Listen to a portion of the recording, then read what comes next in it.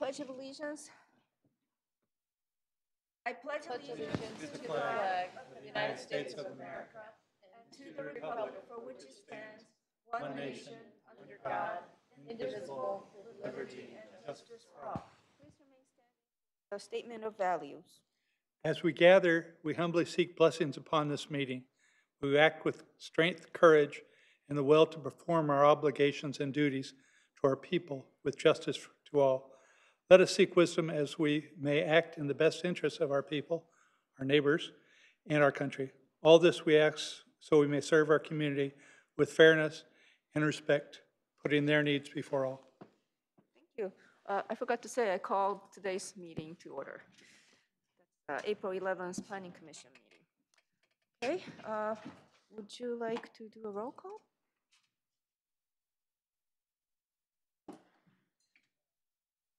Committee Member Kelly? Here. Committee Member Salam? I'm sorry. Commissioner Jane? Here. Commissioner Jahal is not here and has to be excused. Chairperson Casey. Thank you. Yes, present. Any motion to excuse Commissioner? I move to excuse Commissioner Chahal. Second. All in favor? Aye. Aye. So are we trying to use this? Oh, okay. All right.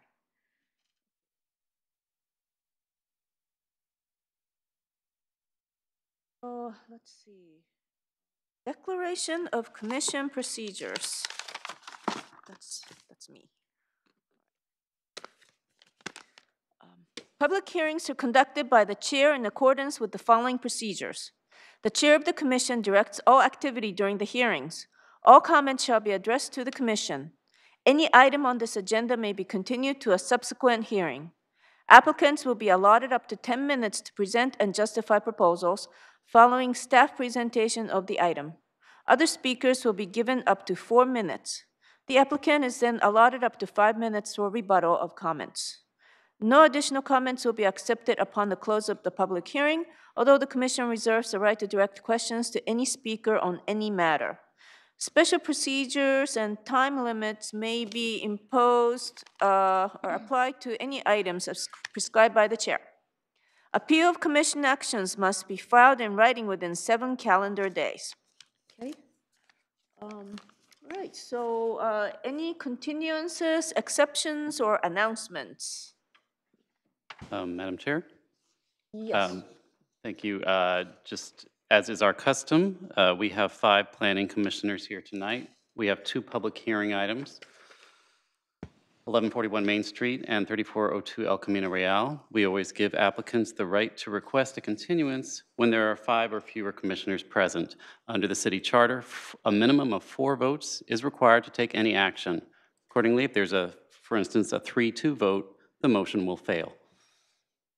Thank you for pointing that out. Would any of the applicant be interested in continuing his or her item because of the one commissioner being absent? Okay, none? All right. Is there any announcement?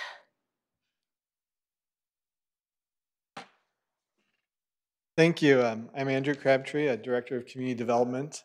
And first off, I'd just like to say that I really appreciate all of you as planning commissioners and the very hard work that you do on behalf of the city. And I've been working in planning for, 20 years. And so I know how many hours you might have to dedicate each month, week, every other week or so to this process, to really looking at projects. And so I express my appreciation for that. And I'm here today to introduce our new planning manager. I'm very happy that we've been able to successfully recruit and bring on board Rena Brio. She's joining us from the city of San Jose, where she was working for 14 years. She worked on a variety of things there. She was involved in projects in the downtown, high-rise projects in the downtown. She worked on San Jose's first green building ordinance. She was manager of the CEQA Environmental Review Team for a period of time. She worked on projects in Evergreen. She also has a diverse background in San Jose in that she was part of the Environmental Services Department for a period of time. and also part of the Economic Development, Office of Economic Development there. So she has the diversity of disciplines within San Jose. She's originally from Chicago, and she has a bachelor's degree in international relations from Pitzer College in Claremont, California, and then she did a master's in city and regional planning at the University of California, Berkeley. So we feel that she's a very good addition to our team here, and I'm very happy to have her here. And I think she'd like to say a few words. Thank you. Welcome. Thank you. And similarly, echoing Andrew's remarks, I have a great appreciation for the time and energy and diligence you all put to taking our land use so seriously. And I'm really excited to work in this community that has a variety of diverse projects going on, small, single-family homes that are so important to the neighbors, and then humongous projects that are going to have a huge regional impact. So the work that you guys do is paramount to all the individuals that come before the commission, and I look forward to working with you and with our staff to improve every project that comes forward. So thank you. Thank you very much. Welcome again. Okay, let's move on to the consent calendar items. Okay, the consent calendar has 2 items, the first of which is the Planning Commission minutes of March 28th. The second of the request to initiate rezoning of 120 and 130 Serena Way. Okay, anyone interested in pulling any of the items? Otherwise, we will. Madam Chair, may I just explain one thing briefly? Before you on the dais is the resolution for item 1B, the request to initiate rezoning of 120 and 130 Serena. That was inadvertently left out of your packet. All that resolution accomplishes is it starts the ball rolling for this rezoning process. You're not actually deciding tonight whether or not to rezone. There will be a public hearing in the future when you'll make your standard recommendation to the council on whether or not to rezone these properties. All this is getting your blessing to start the process, and then we'll have standard noticing and a public hearing in the future. So the request tonight is for you to adopt the resolution that's in front of you when you pass the consent calendar. Okay, understand. Thank you for clarifying that. Any motions?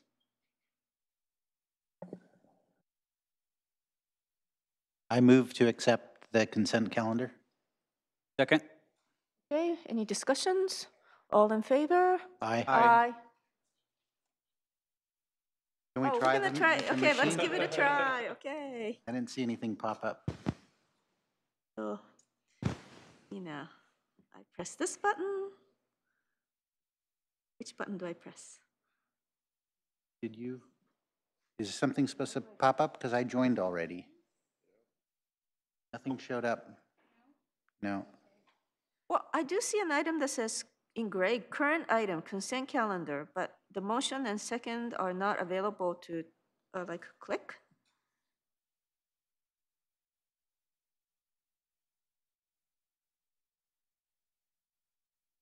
Oh. There we go. Something. Speak, but I don't see any voting. So then I think the motion passed. Yes. Okay, all right, let's move on to the next. All right, item set for hearing. The first item for public hearing is a consideration and rezoning of the variance for 1141 Main Street. And perhaps the staff could give a description of that. Okay. Hi, I'm Nimisha Agarwal, Assistant Planner, Planning Department. This request is to rezone the property. This is a rezoning and variance request for a property located on the east side of Main Street between Benton and Fremont Street. The applicant wants to rezone the property from the existing zoning of downtown commercial to R16L. They are also asking for a variance to allow a new ADU use on the property, to the back of the property. Like I mentioned, the existing zoning for the property is downtown commercial, CD, and the general plan designation is very low density residential.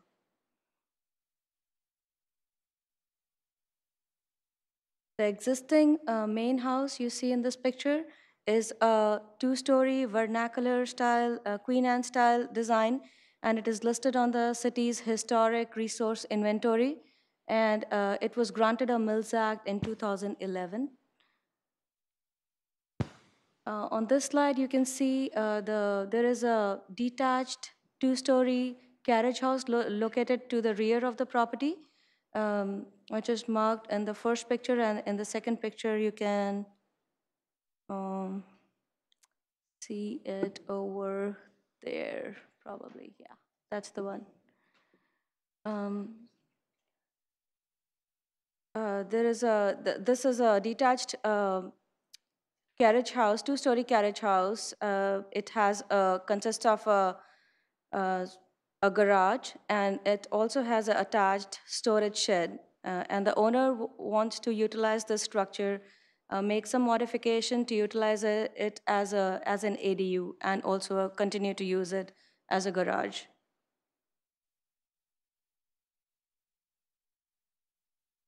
This slide shows the site plan of the property. The existing height of the structure on the property is 22 feet 7 inches.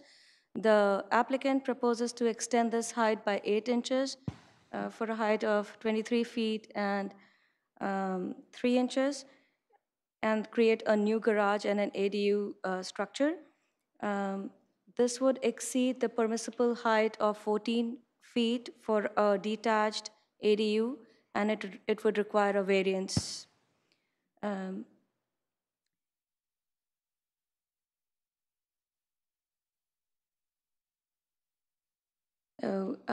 Since this is a two-story structure, the ADU use will be split on 2 levels, and to utilize the existing envelope of the structure, the applicant is proposing to split the ADU will be split on 2 floors, and so the applicant is proposing to, in addition to a full bath on the second floor, the applicant is proposing a half bath on the first floor as well, which also exceeds the permissible requirement per our zoning code for 1 bath, and this would also require a variance. The other request includes relocating the existing structure from its existing setbacks to bring it into compliance with the existing zoning code, and the new setbacks would be 5 feet side and 5 feet rear setback. This project is also proposing a new dormer window on the second story. We had some privacy concerns from the adjacent neighbor, and so the lower pane of the dormer window would be obscured. The project was heard at the HLC on February 1st of this year, and they found that granting a variance and rezoning would not diminish the historical significance of the property, and they recommended approval of the request.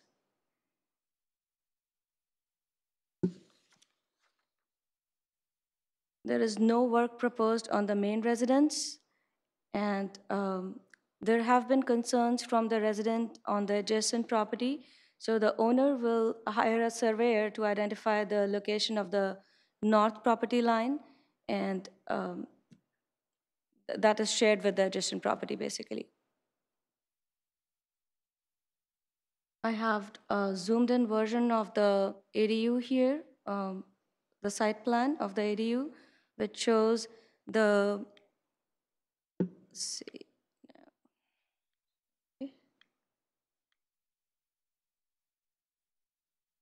Oops, sorry about that.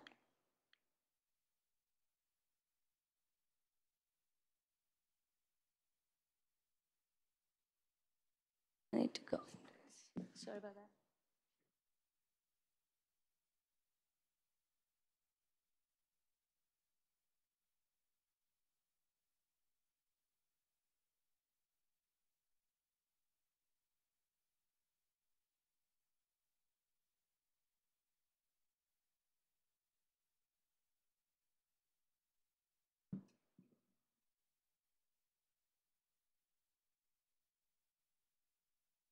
Okay, go back.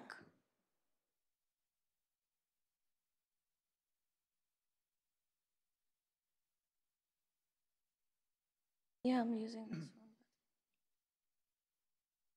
Go to the, yes, that one. The one before that, please. Thank you, Steve.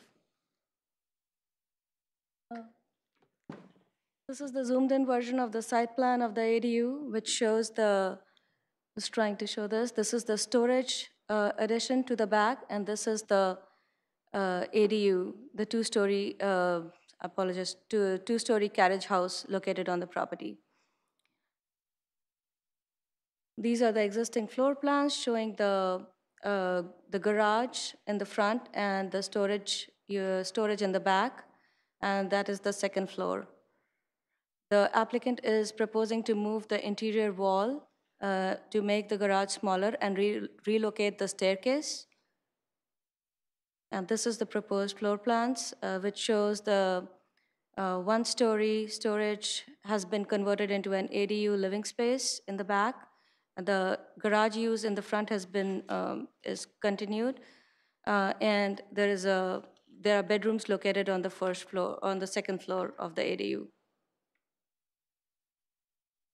These are the elevations, existing and proposed. So here you see on the left elevation, there is the proposed new dormer window.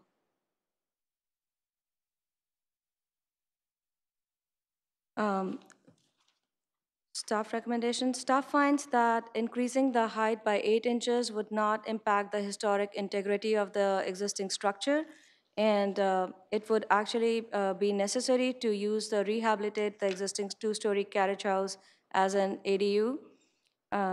Also, the half bath would be allowable from the practical standpoint, and therefore staff recommends that the rezoning request and the rezoning recommend that the Planning Commission adopt a resolution to recommend approval for the rezoning and approve the variance for the extended height and the additional half bath.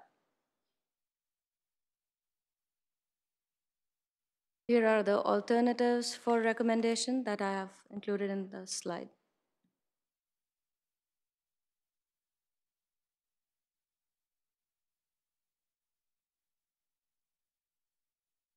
Thank you very much. Any questions? Your lights? Oh, let's see now. Commissioner Jane. Yeah, I have a question. It seems to me that on the carriage house, there's already a 562 square foot second floor unit there with bedrooms and so on. So there it shows here on my thing, is there any? No bedroom, it's just a room there. There's a room, that's all. Just a room. It's not, yeah, just like a. Okay, then I think this is wrong because it says existing carriage house, first floor 54 square feet, second floor 562 square feet. Proposed, this is attachment 2. I'm confused about this. Okay. Okay, so it's open space, but it's just storage. Is that what you're saying right now? Oh, okay. No, so here it shows that there is a staircase and the garage in the front, which is the non-habitable space and which has been included, which is 563 square feet. Yeah. The storage shed on the back is 300 square feet. And then the 54 square feet that is included on the first floor is basically the staircase. And then on the second floor to the right is it's the 562 square feet. Right. And when they, So that's a bonus room. that's the bonus It's room. not a living It's area. not a habitable Okay, space. that's where I was confused, because I was confused because it's zoned downtown commercial. In order to do the ADU, we have to rezone it Yes. to residential. And so it wasn't used as a residence. No. Okay, it was- I now understand. Okay.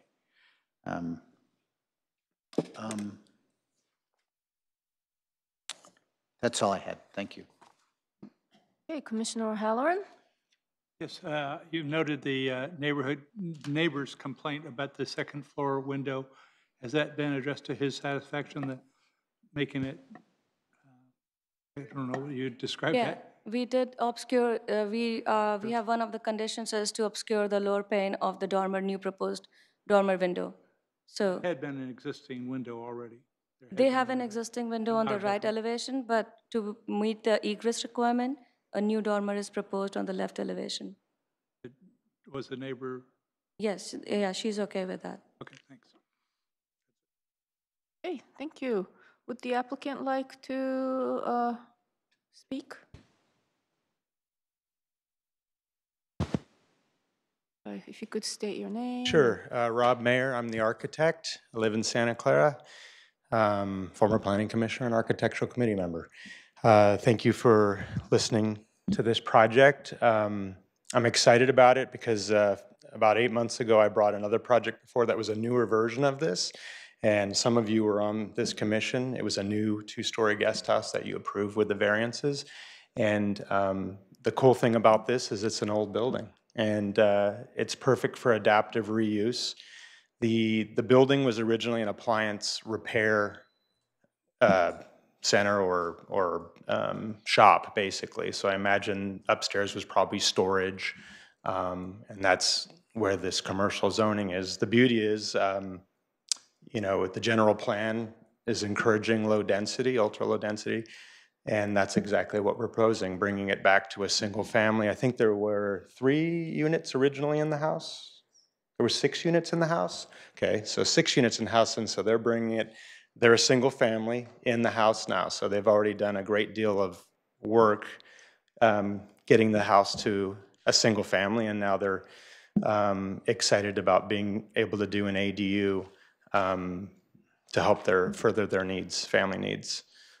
In terms of the 8 inches of extra height, the structure actually sits on grade right now. So in order to comply with building code, you need 8 inches of clearance from non-decay resistant wood to grade. So that's why we're proposing to raise it 8 inches. It currently sits a few feet off the left property line, and I forget about, it's 3.5 feet or something on the rear. We're proposing to do 5 and 5, just to make it comply with the current ordinances and not have to have any issues with fire code and windows openings and stuff. So if you have any questions for me, let me know, or for the owner. Commissioner Jane. Yeah, so it seems to me that you're taking out some posts in the garage and you're putting in one big post, I guess. So you're putting in steel beams, or what are you doing to support the upstairs We structure? probably won't need a steel beam. We'll probably put a parallam in, and what we normally do is we just cut the joist, slide the parallam up into the joist cavity to give you have greater depth. Okay. And then I think a single post should work. If we need to do 2 posts, then we will. That's why we've broken it into 2 garage doors, so that there's not a post in the middle of a single door going up. So, yeah, obviously at this point, I mean, I'm pretty thorough and have usually thought the structural through at this point, but until I get the engineer involved, it could be 1 post, it could be 2, but I think 1, yeah. And so, you know, typically the state law for ADUs is 1 bedroom, and you're doing 2 bedrooms, right? New law is 2 bedrooms, Oh, okay. The Yeah. new law is 2 bedrooms, okay.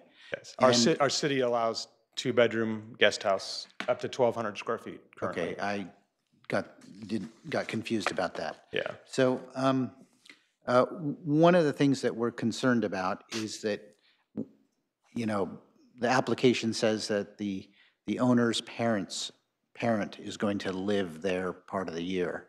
But in the future, it might get rented out. And so we're always concerned about parking.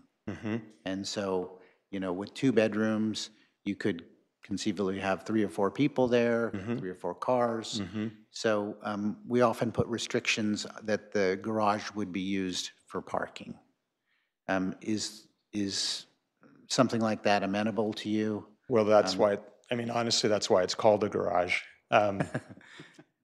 I have a garage and I use it for bicycles. so, Yeah, and my in-laws have a 3-car and they use 2 for storage.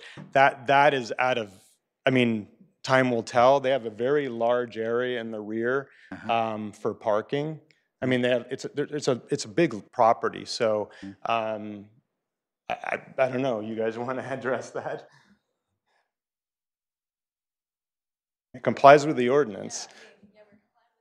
Yeah.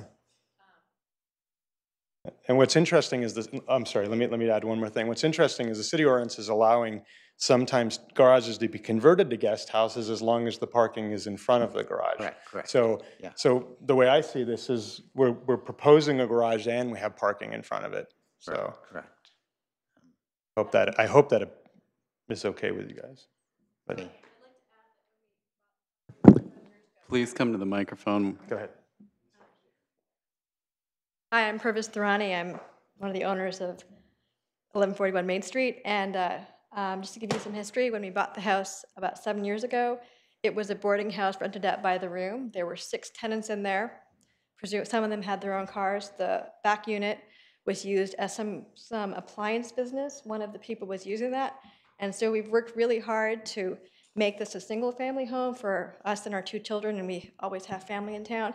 So we're really incentivized to keep it a good family neighborhood, and I don't see us renting it out to, 4 different people with 4 different cars. I mean, I think we're putting a lot of money into this, and we want to do a good job and have good neighbors to enjoy the space with.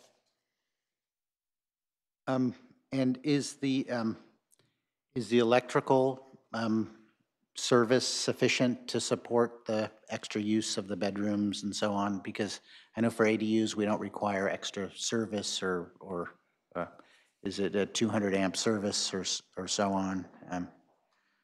It should say on there at the front of the residence, but I honestly don't remember, but it would be upgraded to a 200 amp if it isn't. I have a similar guest house, 2-story, that I got with variances 14 years ago, and I have a full basement, and I run 200 amps for 4,000 square feet, and it's more than sufficient. Now, I'm a little bit gas heavy on some of the appliances, but if it's not 200 amp, it certainly will be. I'm pretty sure I made a note of that on the site plan, so. Okay, and then since you're redoing the garage, I'm always encouraging applicants to put in EV charging, wiring, or so on. I don't know if it's something you've considered. Yeah, I mean, we would for sure, the state code says for new construction typically that it's required, but of course, yeah, we would at least, what I've been doing is running basically it's a dryer plug. It's the same thing, and they have the ones you can buy on Amazon. But yeah, for sure, we're gonna, because we know where everything's headed, yeah. And I would recommend the same thing for the water heater. Eventually we'd want to put in a heat pump water heater or something in there. So to think about putting in, a 220 for the water heater as well. Yeah, And I see that you're upgrading the shingle roof entirely on this unit. You might want to consider a cool roof, and that's pretty much all I had.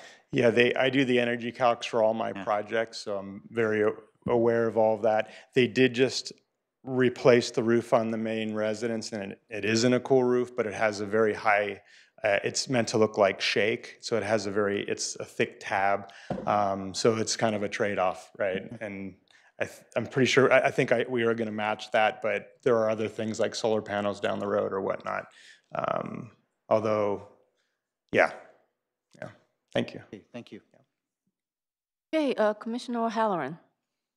Commissioner Jane addressed most of my concern about the parking, and obviously from the pictures, it looks like that's fine.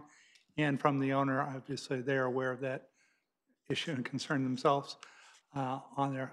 I do feel, my understanding is that they will have an option to rent out this property later, which, that's their right. So that's all the question I had. Thank you.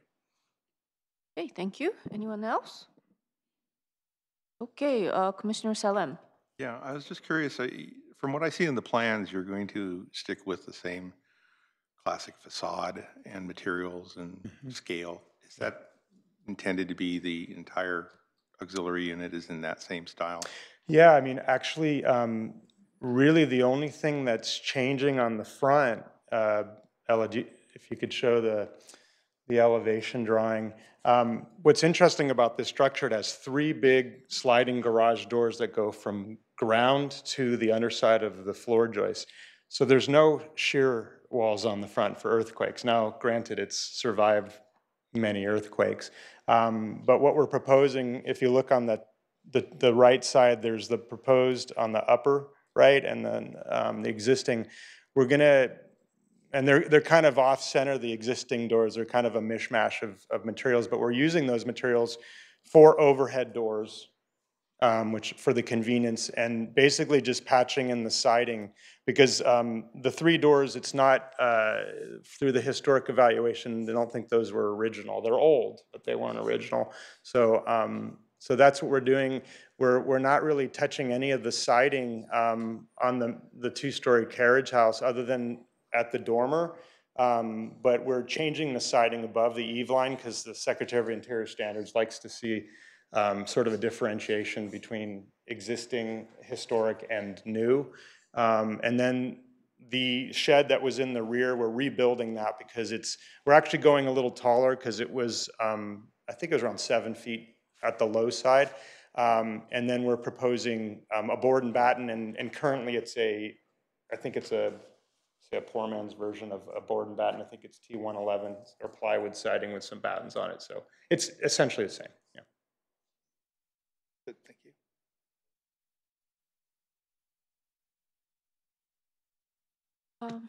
Okay, I have a question about the historical inventory. I think this is like the first property that's actually on the inventory that I've personally seen as a commissioner. So I understand that the historical HLC already said that this proposal is not going to diminish the property. So that historical aspect is not under the purview of the Planning Commission at all. No, It's not just the something. variance and the recommendation. It's just the variance and the recommendation for the rezoning. Okay, got it. Thank you. If I could just clarify, though, that's a component of your consideration. The HLC makes a recommendation to you, basically, for the variance, and their conclusion was that the integrity of the buildings was being retained. Okay. So, but again, you're supposed to use your independent judgment based upon the information you have to make that finding as well, because that's the determination we're using in the environmental determination as well, that it's compliant with the Secretary of the Interior standards. The CEQA determination really is part of the Planning Commission's action, so it's something for you to evaluate. Okay, all right. Thank you. Based on the HLC's recommendations and the report from the consultant that the applicant hired. Okay, thank you. All right. Okay, so any more discussions? Do you have any motions? We need We have first public. to ask if the Oh, public would like to sorry. speak. Okay. Any member of the public would like to speak on this matter? Right, okay, which means. move to close no public rebuttal hearing. either. Okay, any seconds? Second. Okay, all in favor? Aye. Aye. Okay, discussions? No discussions. Any motions? I move that the Planning Commission recommend to council the rezoning from downtown commercial to single-family zoning R16L to allow conversion of the existing 2-story carriage house and storage shed into an accessory dwelling unit. Okay, any seconds? Second. Okay, oh, should we try to use the iPad? Oh, hey.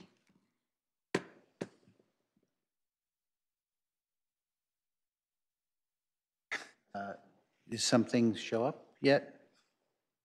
No. I don't see anything. There we go. There we are. Okay. Okay, we have the mover and the seconder. So all in favor? You vote. Oh, vote. Okay, please vote.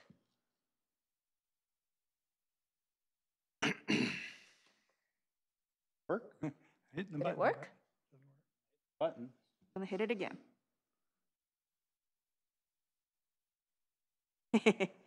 Reboot.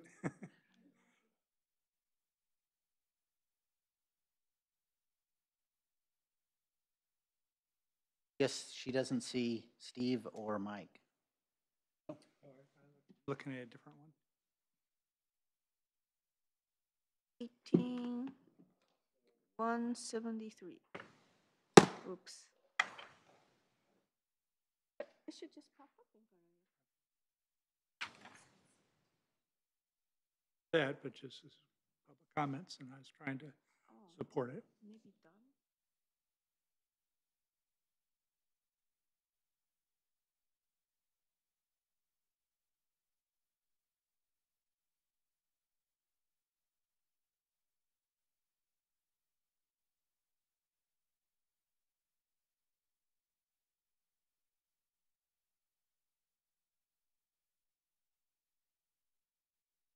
Vote would be to support it. All in favor? Aye. Okay, everybody. First motion. Okay. I move that the Planning Commission, do we recommend to council or we approve it? You're approving the variance. Okay. You can wrap the two variances together. Okay. So I recommend that we approve the variance from section 18.12.30 and 18.6.10 of the Santa Clara City Code to allow an extended height and additional half bath in conjunction with the conversion of the existing two-story carriage house and storage shed into an accessory dwelling unit. I'll second that motion. Can I? Vote or?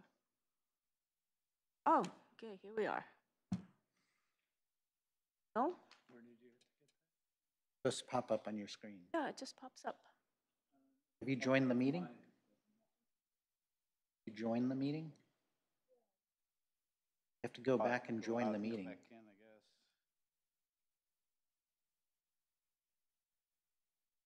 There you go. I'll get this eventually.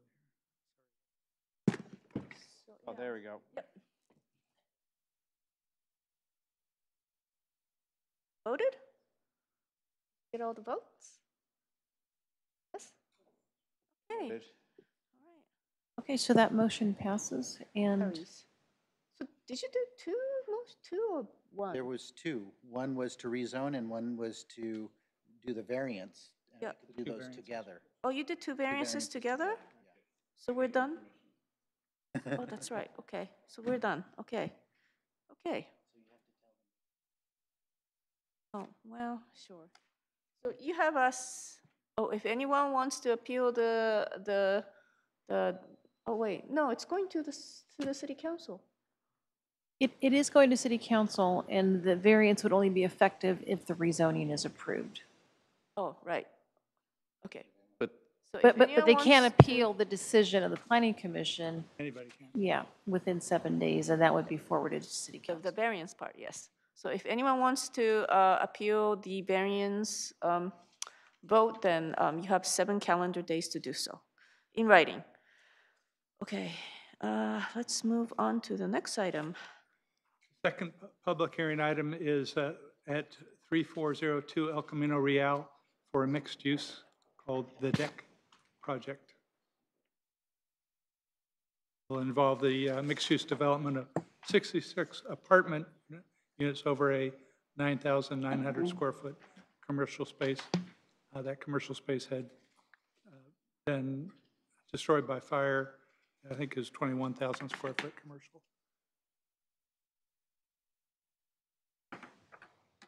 Okay, would the staff like to? Okay, thank you, Steve.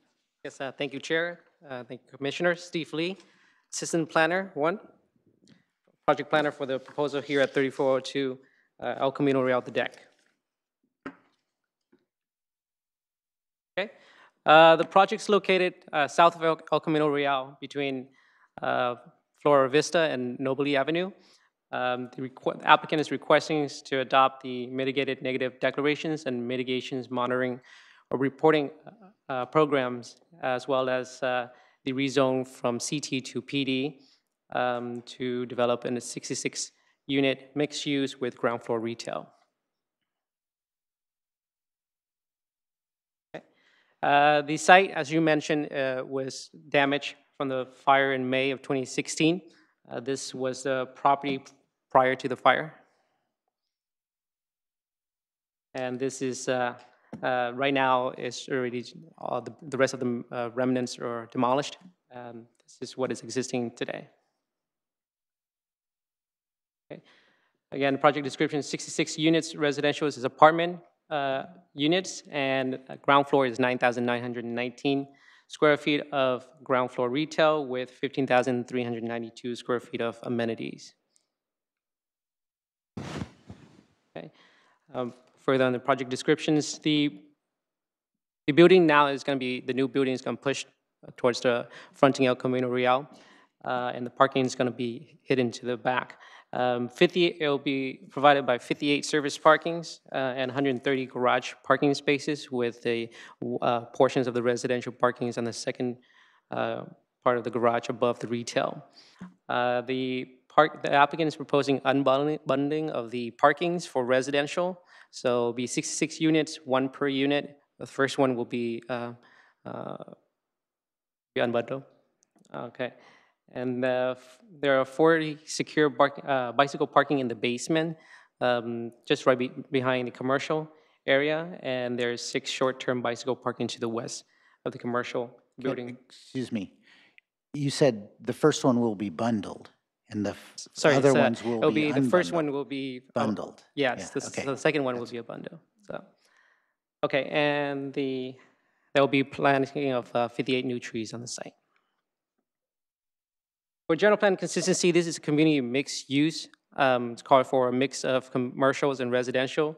The zoning as is only CT or commercial. Therefore, they have to, in order to comply with or be consistent with the general plan, they have to rezone it to PD to provide the mix of the uses. This will provide the middle range of the density. The community mixed use call for 20 to 36. As proposed, 66 units is at 39 dwelling units per acre. And they're meeting the minimum FAR for commercial spaces at 0.10 with the 9,919. There's a mitigated negative declarations report prepared and circulated for 30-day review. There were no significant impact with the mitigation measures identified in the MMRP. There were 4 comment letters received, mostly from the agencies. We got VTA, Caltrans, Santa Clara County Roads and Airports, and Santa Clara Valley Water Districts.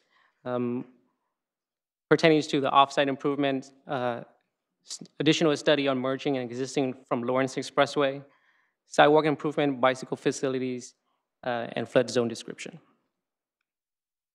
We prepared also the response to comments to those M&D. It's included in your staff report packet. The applicant conducted a community outreach meeting on August 22nd, 2017 at Central Park Library. There were about 7 to 8 members of the public attended for that, and the concerns raised focused on 4-story height of the project, the loss of commercial space. There were existing 24,000 total of commercial space prior to this project, and construction noise from dumpster services, and delivery hours and accessibility, ADA accessibility. There were 2 written comments received after the notifications sent out 10 days ago. Those were in concerns of lack of open space and the scale of the proposed project. We also received a call in regards to lack of commercial space, or just returning the project back to commercial and no residential.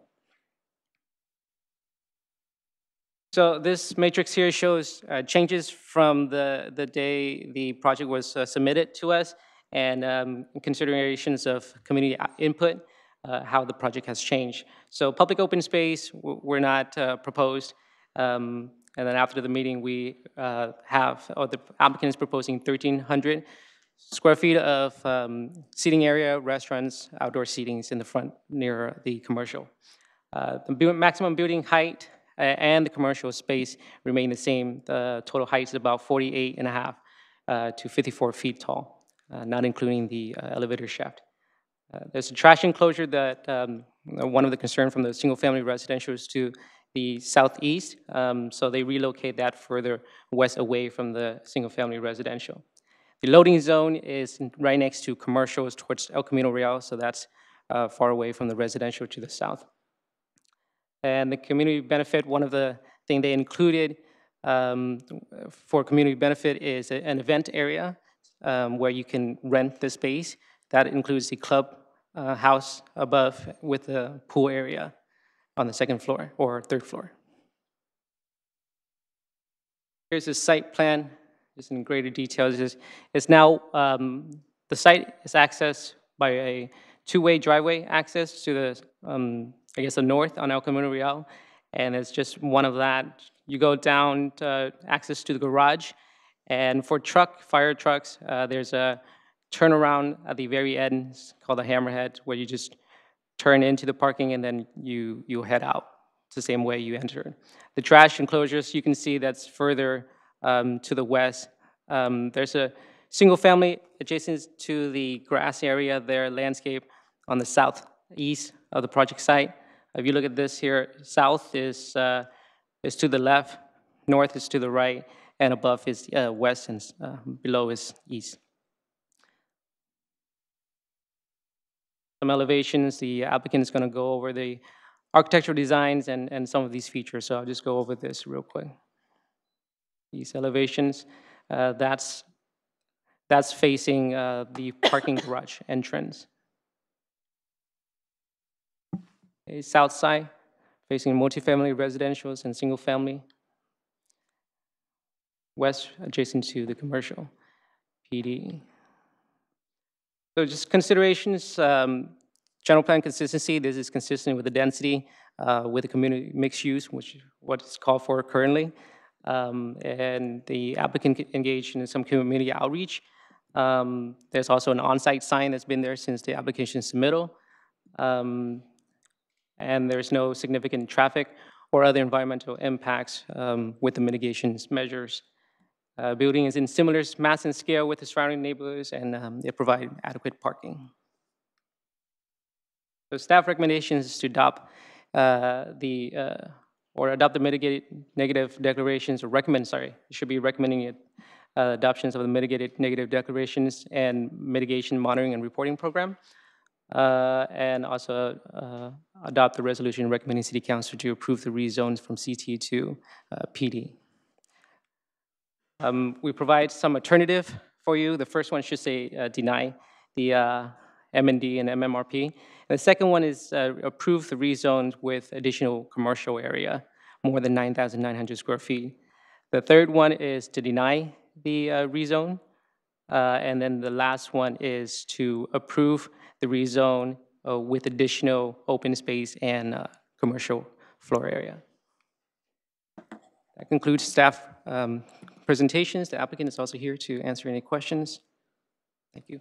Thank you very much. Okay, Commissioner Jane.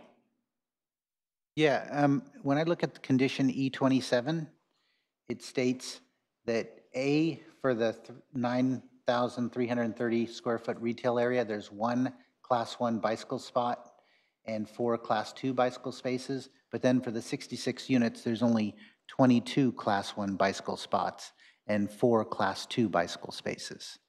And that is inconsistent with what your presentation said. E27. Right. That's correct. I think the applicant is proposing more than that. So I would like to put that in. I would like to change E27 to reflect what the applicant is proposing. Okay, I believe that conditions was from the traffic engineer based on perhaps VTA standard. The applicant is proposing more, and so we'll clarify that with conditions to do the. Yeah, I would like that to be the updated condition. Okay, this may be for the applicant, but I'm going to ask you these questions. We recently approved a senior housing facility on El Camino Real. The Summerhill was the developer, and we required 0.15 FAR for commercial. And I know this is a different zoning that they're proposing, but it's basically PD. And I know council is very much in favor of a larger commercial. I mean, we're taking away 24,000 square feet of commercial, and we're only putting in 9,000. So I guess my question is, how is it that we're allowing the applicant to get rid of so much commercial on this property when, you know, council seems to be asking for more commercial? To answer that, the senior housing project that was a regional mixed use, the minimum was 0.15 FAR. That's from the general plan, not the zoning. And this one is community mixed use, less intensified at 0.10. So the applicant heard the concerns from the neighbor, but they're not changing the minimum. They're just trying to meet the minimum FAR. So I would, I guess, refer them to that question to them to see how they justify that. Okay, that's probably then for the applicant. And then the other question is that VTA had recommended that, being that this is on a transit corridor, that it be zoned for higher density, that the project not be so low density. And so I guess my question is, how did the planning department decide that, you know, since we're going PD, it basically is wide open to, you know, how we want to categorize this property. So I'm just saying that it doesn't seem consistent with the El Camino Real specific area plan. Yeah. Commissioner Jane, right now the ECR specific plan is under consideration. There's not any determination made. And really the impetus for the creation or the direction to create that specific plan really was in reaction to the density ranges that are actually in the current general plan. So there's actually been resistance to the density ranges that are allowed currently. You're going to see another proposal coming up that's on the low end as well, and that seems to be the trend or the desire of the community. Whether that ends up being the result in the specific plan, we don't know. We agree the El Camino Real was designated as a priority development area, and there are minimum standards for the density ranges for that commitment and to get funding. But the city does have some discretion to approve the ranges, and this one is permissible right now. So because it's a smaller lot, it was determined that a lower density range at the time that the 2010 general plan was adopted, that lower range was more appropriate, and also considering the surrounding land uses.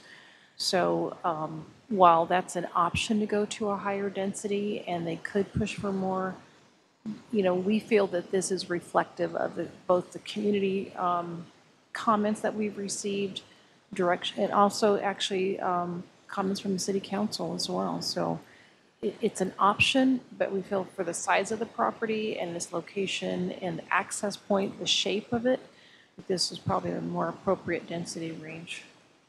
So of course, this is our judgment. The Planning Commission can have their own, the city council may have their own as well.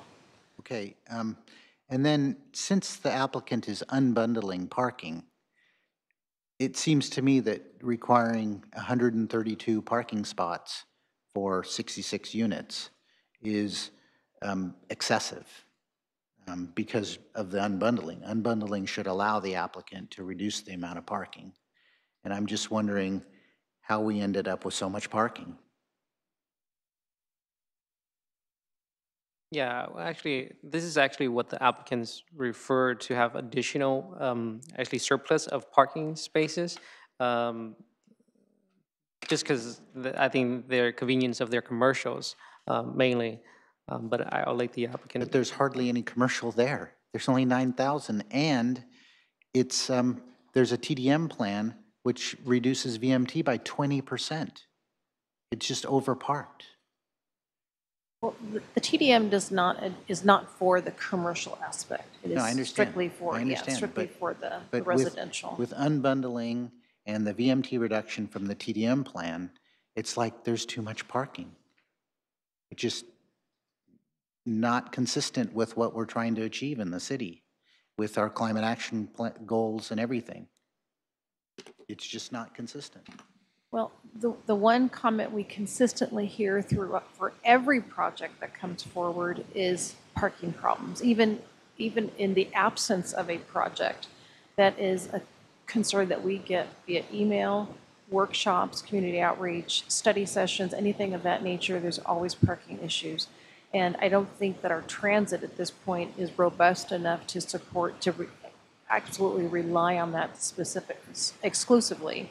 So there's the parking ratio, there's 50 that are required just under the current parking ratio for the retail. And then there's usually at least, we've been approving, or the city council has been approving at least 1.5 to 1.75 parking spaces per unit for the higher density range, and that's below the standard that we have in the, like under some of the comparable zoning districts for multifamily.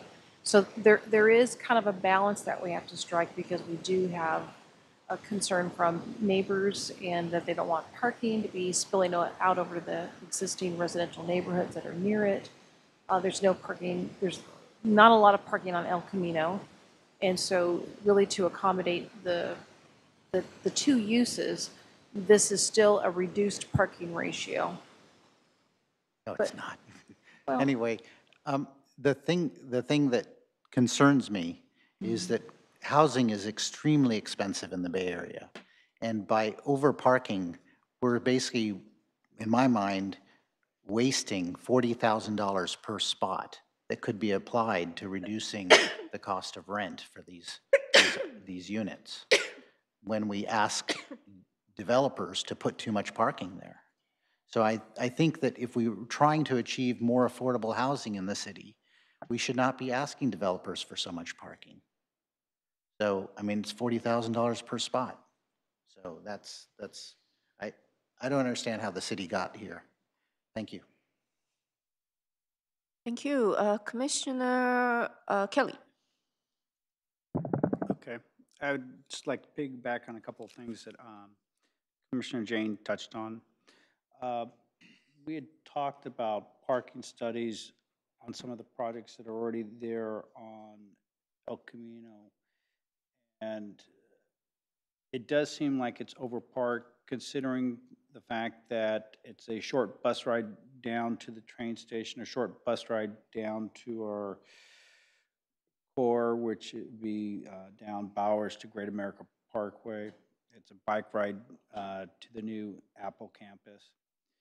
So I do agree with Commissioner Jane that if we're going to unbundle parking and encourage people to use alternative transportation, then we really need to look hard at the parking where there is transit. And I'm not just talking about bus service, because people get on, they're just only bus, because it is a really short ride on the bus to the train station or to light rail.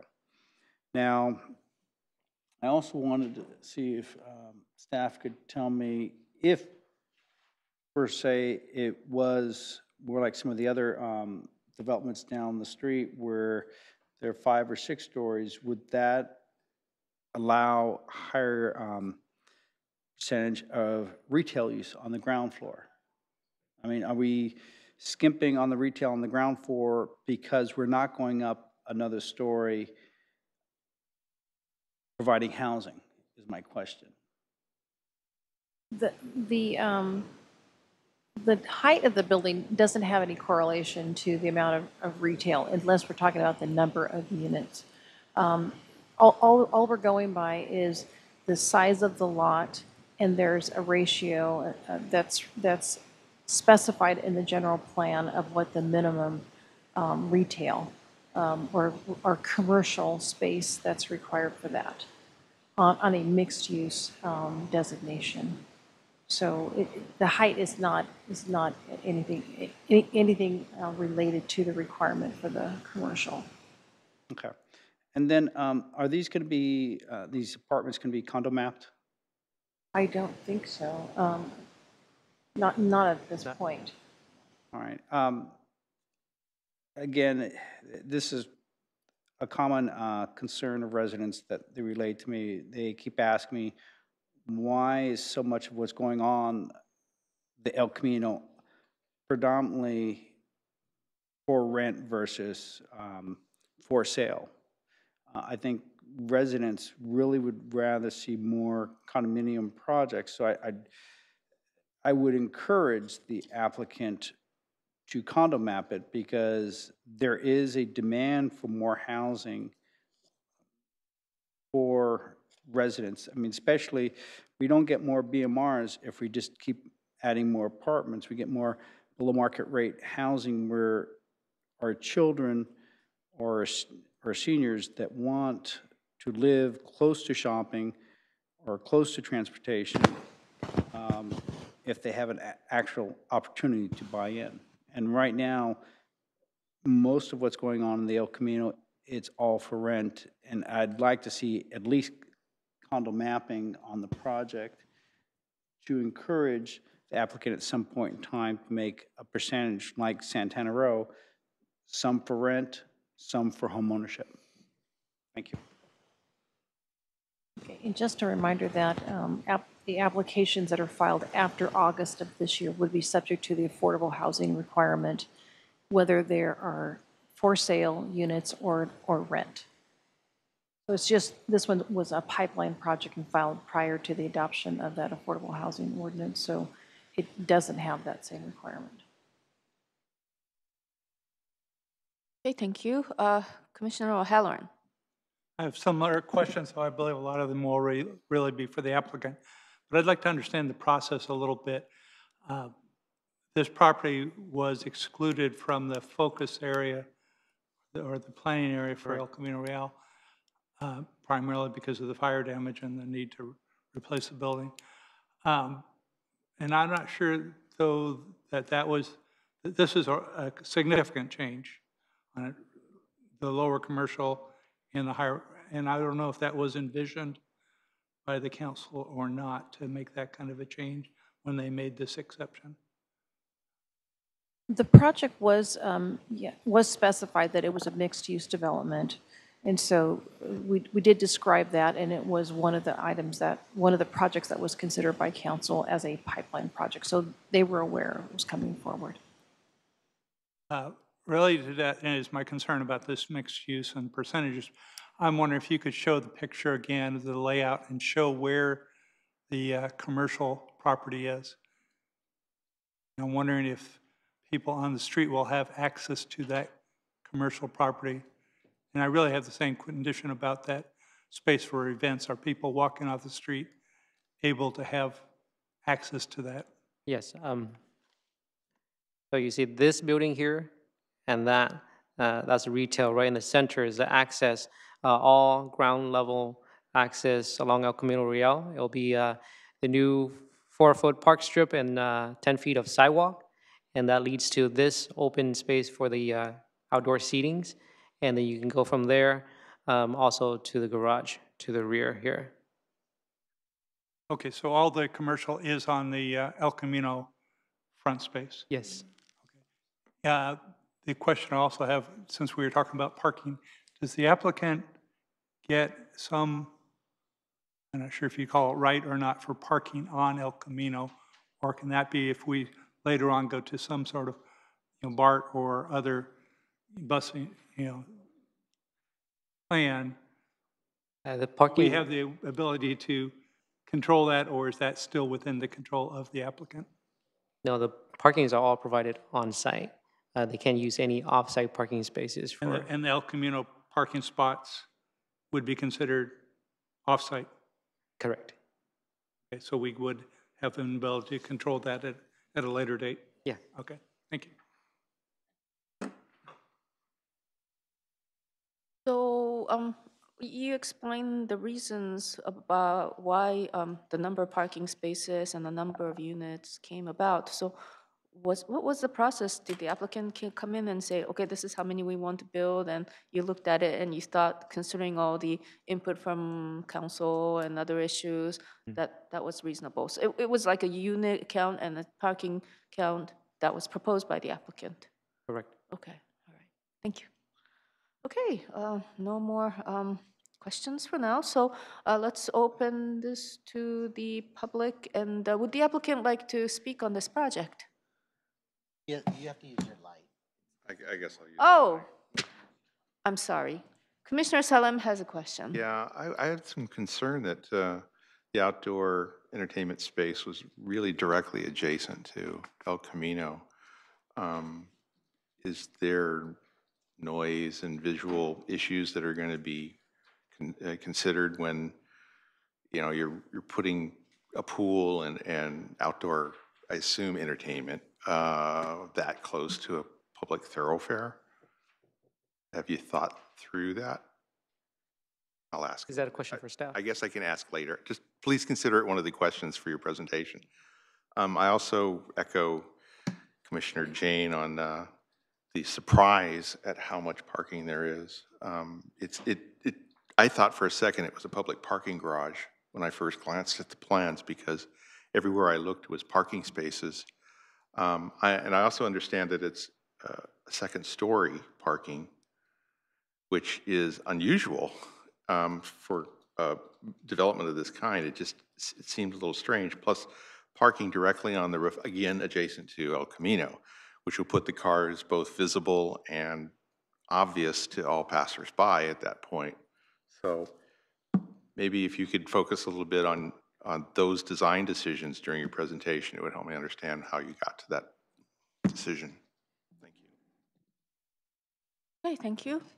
All right, would the applicant like to?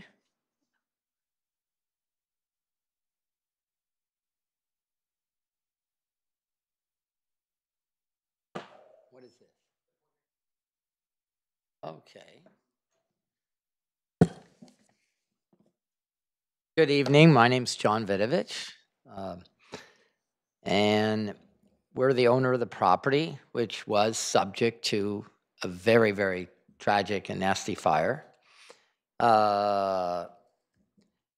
This project is unique, and I can see the questions that are being asked. One of the things that we have always wanted to do is to put parking on the roof of retail, because retail roof is usually not used. And what this enables us is to have secure parking for the residents, almost one per unit on that roof, which is for living, to have a safe place for your car is a big deal. The rest of the parking is in the garage. There's a large amount of parking, generous, and the parking spaces and the aisles are also much wider than you'll find in most residential developments, because with commercial, it's a different activity. You're not putting your car in for the night. There's a lot of people that come and go.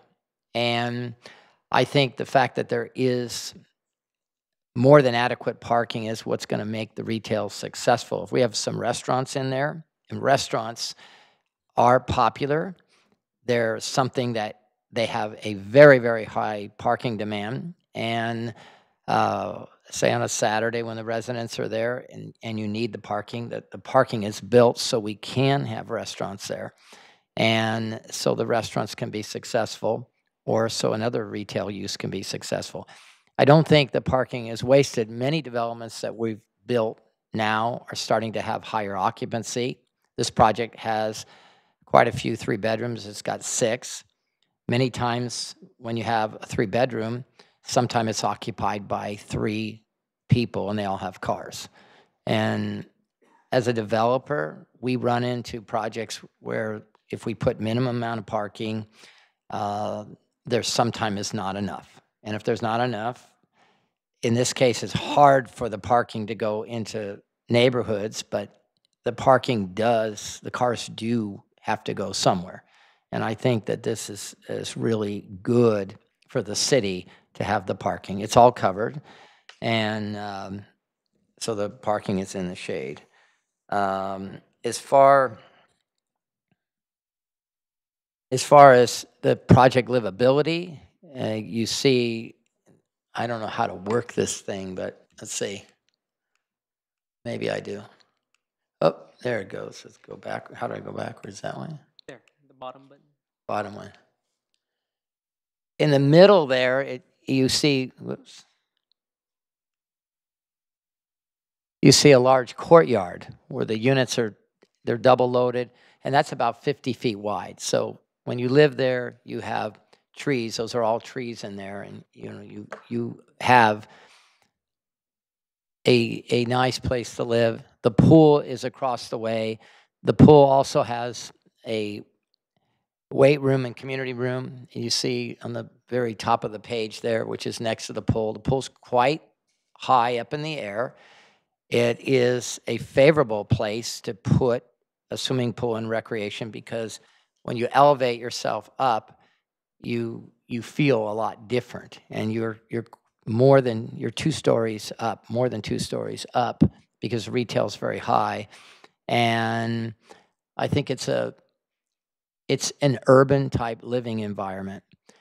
We look at, and it wasn't just us, but people from the city, decision makers of the city said, you have all that space up there. You only have 66 units using, this is a very large amenity for it.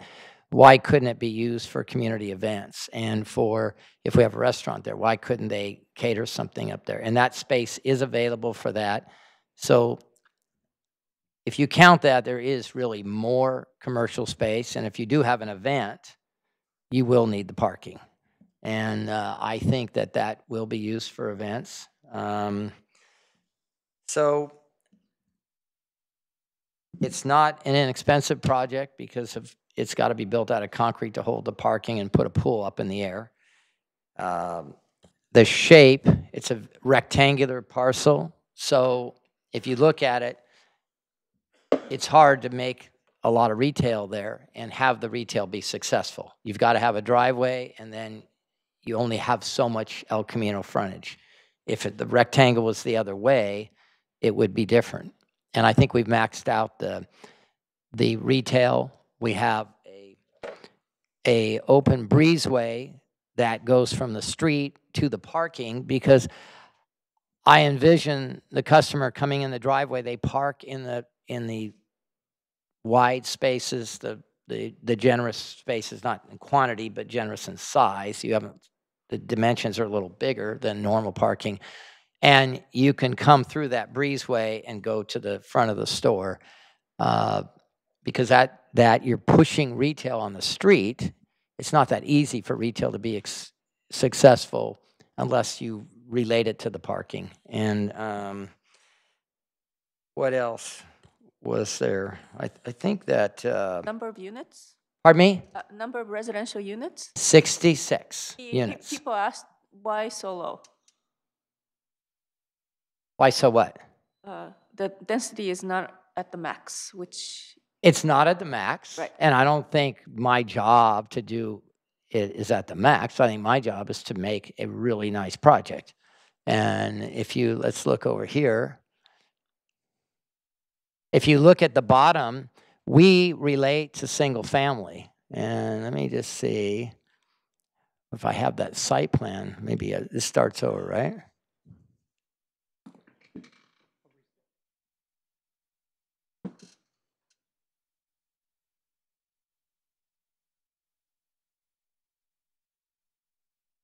Oops, let me go back.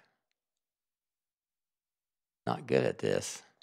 You see the corner there where we've got a lot of landscaping? There are single-family homes there. And if you look at how the units are laid out, we pulled the units back there. See how the units are farther back? Am I illustrating it correctly? Well, that's to respect the single family. There are single family homes there.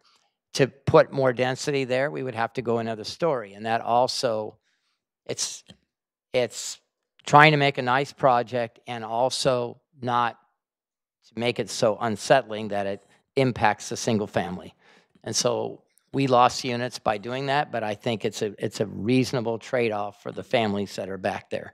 And they are single family homes back there. They're not apartments. So if we could have went 4 and pushed the density back, yes, we would have had more units. Commissioner Jane was asking about the number of bike parking. Oh, that's a good question because I think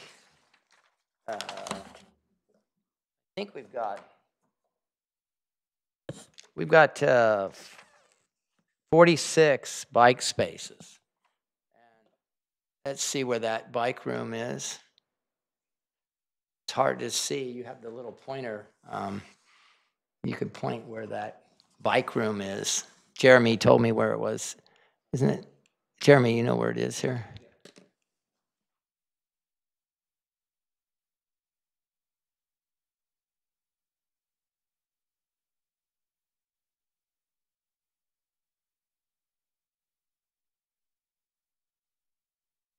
Right there. And it says it holds, what was it, 66? It's on the plan. 46. My eyes, I didn't bring my glasses, but. I think it holds 40, and then there's 6 outside. Okay. Yeah. But there's plenty of bike parking, and it's secure. And I'm for bike parking. bike parking. Okay, do we have any, Commissioner Kelly? I have a few questions. Now, since you're unbundling the parking, if somebody wanted parking, what do they typically pay for a parking space if they want a parking space? Okay, I've never heard of the word unbundling, but if that means we're not assigning it to any unit? Yes. Typically, the way we will do this is we will assign one space to a unit, and then the rest of the parking will be floating. And that way, you have more opportunity to use the parking. On top of the roof, it's secure. And so, we cannot make that available for the retail. It's because it's a secure area. So the people that live there will get us one parking space there. And The rest of it is like a free-for-all. All the parking spaces are there, and besides your dedicated space, you would use a space that was available. And by making the retail and the residential parking available, when someone's gone, you can use it. If you tie it to the unit, then it can't be used. You follow me? So in other I words, follow you. there are two parking spaces included in the rent that the residents will pay? Yes. Is that correct? Okay, thank you. Now, some of the larger projects we've seen, they have planned on 1 or 2 zip cars. Are you planning on at least 1 zip car if you find there's a need for it? We will do, things are changing. I think that we're going to have, in the urban areas, I think we're going to have lots of electric cars and electric charging everywhere. So we have the room to accommodate what the future holds, whether it's a zip car or whether it's something that would fit in that car space. Now, the outdoor seating in front, which I think is a good thing, but I also wonder how you're going to screen out some of the noise. I know some of the restaurants I've seen use like a plastic see-through where you can see traffic, but it kind of protects you from the noise, from the elements. Do you have a plan for protecting or screening people where the outdoor seating area is? If we have a restaurant, I think, say it's noon and traffic's not that bad, I think people might sit out there. I don't know. I don't know what El Camino's going to be like. I don't know. People do like sitting outside. They like that. I don't see putting a piece of plastic or a screen as being, conducive to using that. But the corridor itself could have seating also. The corridor is very wide. It's a glass corridor, and it could have seating. So it just depends. It depends on what the noise is for the El Camino there and at what time. Okay, and that's something that you can negotiate between the restaurant and yourself? People if they like to sit out there, they'll put, and the restaurants can get business, they'll put seating out there. Okay, and then piggybacking on some of the comments about second floor parking, is there going to be any screening from people's view from the El Camino to the second floor parking? Or are you going to just be able to see the cars? I mean, Can I answer that? Yeah, go ahead. Okay. I don't know where that came from, but the retail it's probably 18 feet tall, almost 20 feet tall, whatever it is. Okay. So if you're driving by, you're not really going to see 18. it. And then you have a barrier. The barrier has to be at least 42 inches, I do not believe if you're standing anywhere on the El Camino and you're looking up at that angle that you could see the car. The way cars, they're not parked sideways, they park this way. And so how tall is a car hood? It's shorter than the barrier. There's no way you could see a car there. It's impossible. Okay, because I assume that's just a rendering, but well, that is a rendering, but I don't think you could see. That's the middle of the car.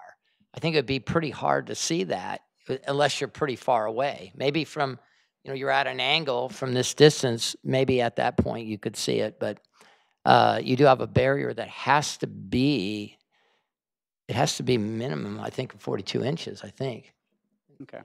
And then are you going to have a mix of compact and normal size parking spaces? On the top or in the top. development? I think it's all one size space. One size fits all. Okay. Yeah. All right. Those were my questions. Thank you. Okay, thank you. Commissioner O'Halloran. Yes, thanks very much. I understand now exactly why you have the reduced commercial, but it is all along the frontage, which I think is one of the main goals that we were trying to achieve on El Camino. And ideally, if it is even more inviting, though it sounds like you said it wouldn't be a screen. Some of the pictures looks like it's a glass screen and not very inviting. So I appreciate that. Some of the questions I have is when you talked about the event space, what is the process for that? Is that just going to be available through either the residents or the business owners, or are you talking that somehow a neighborhood group could use that?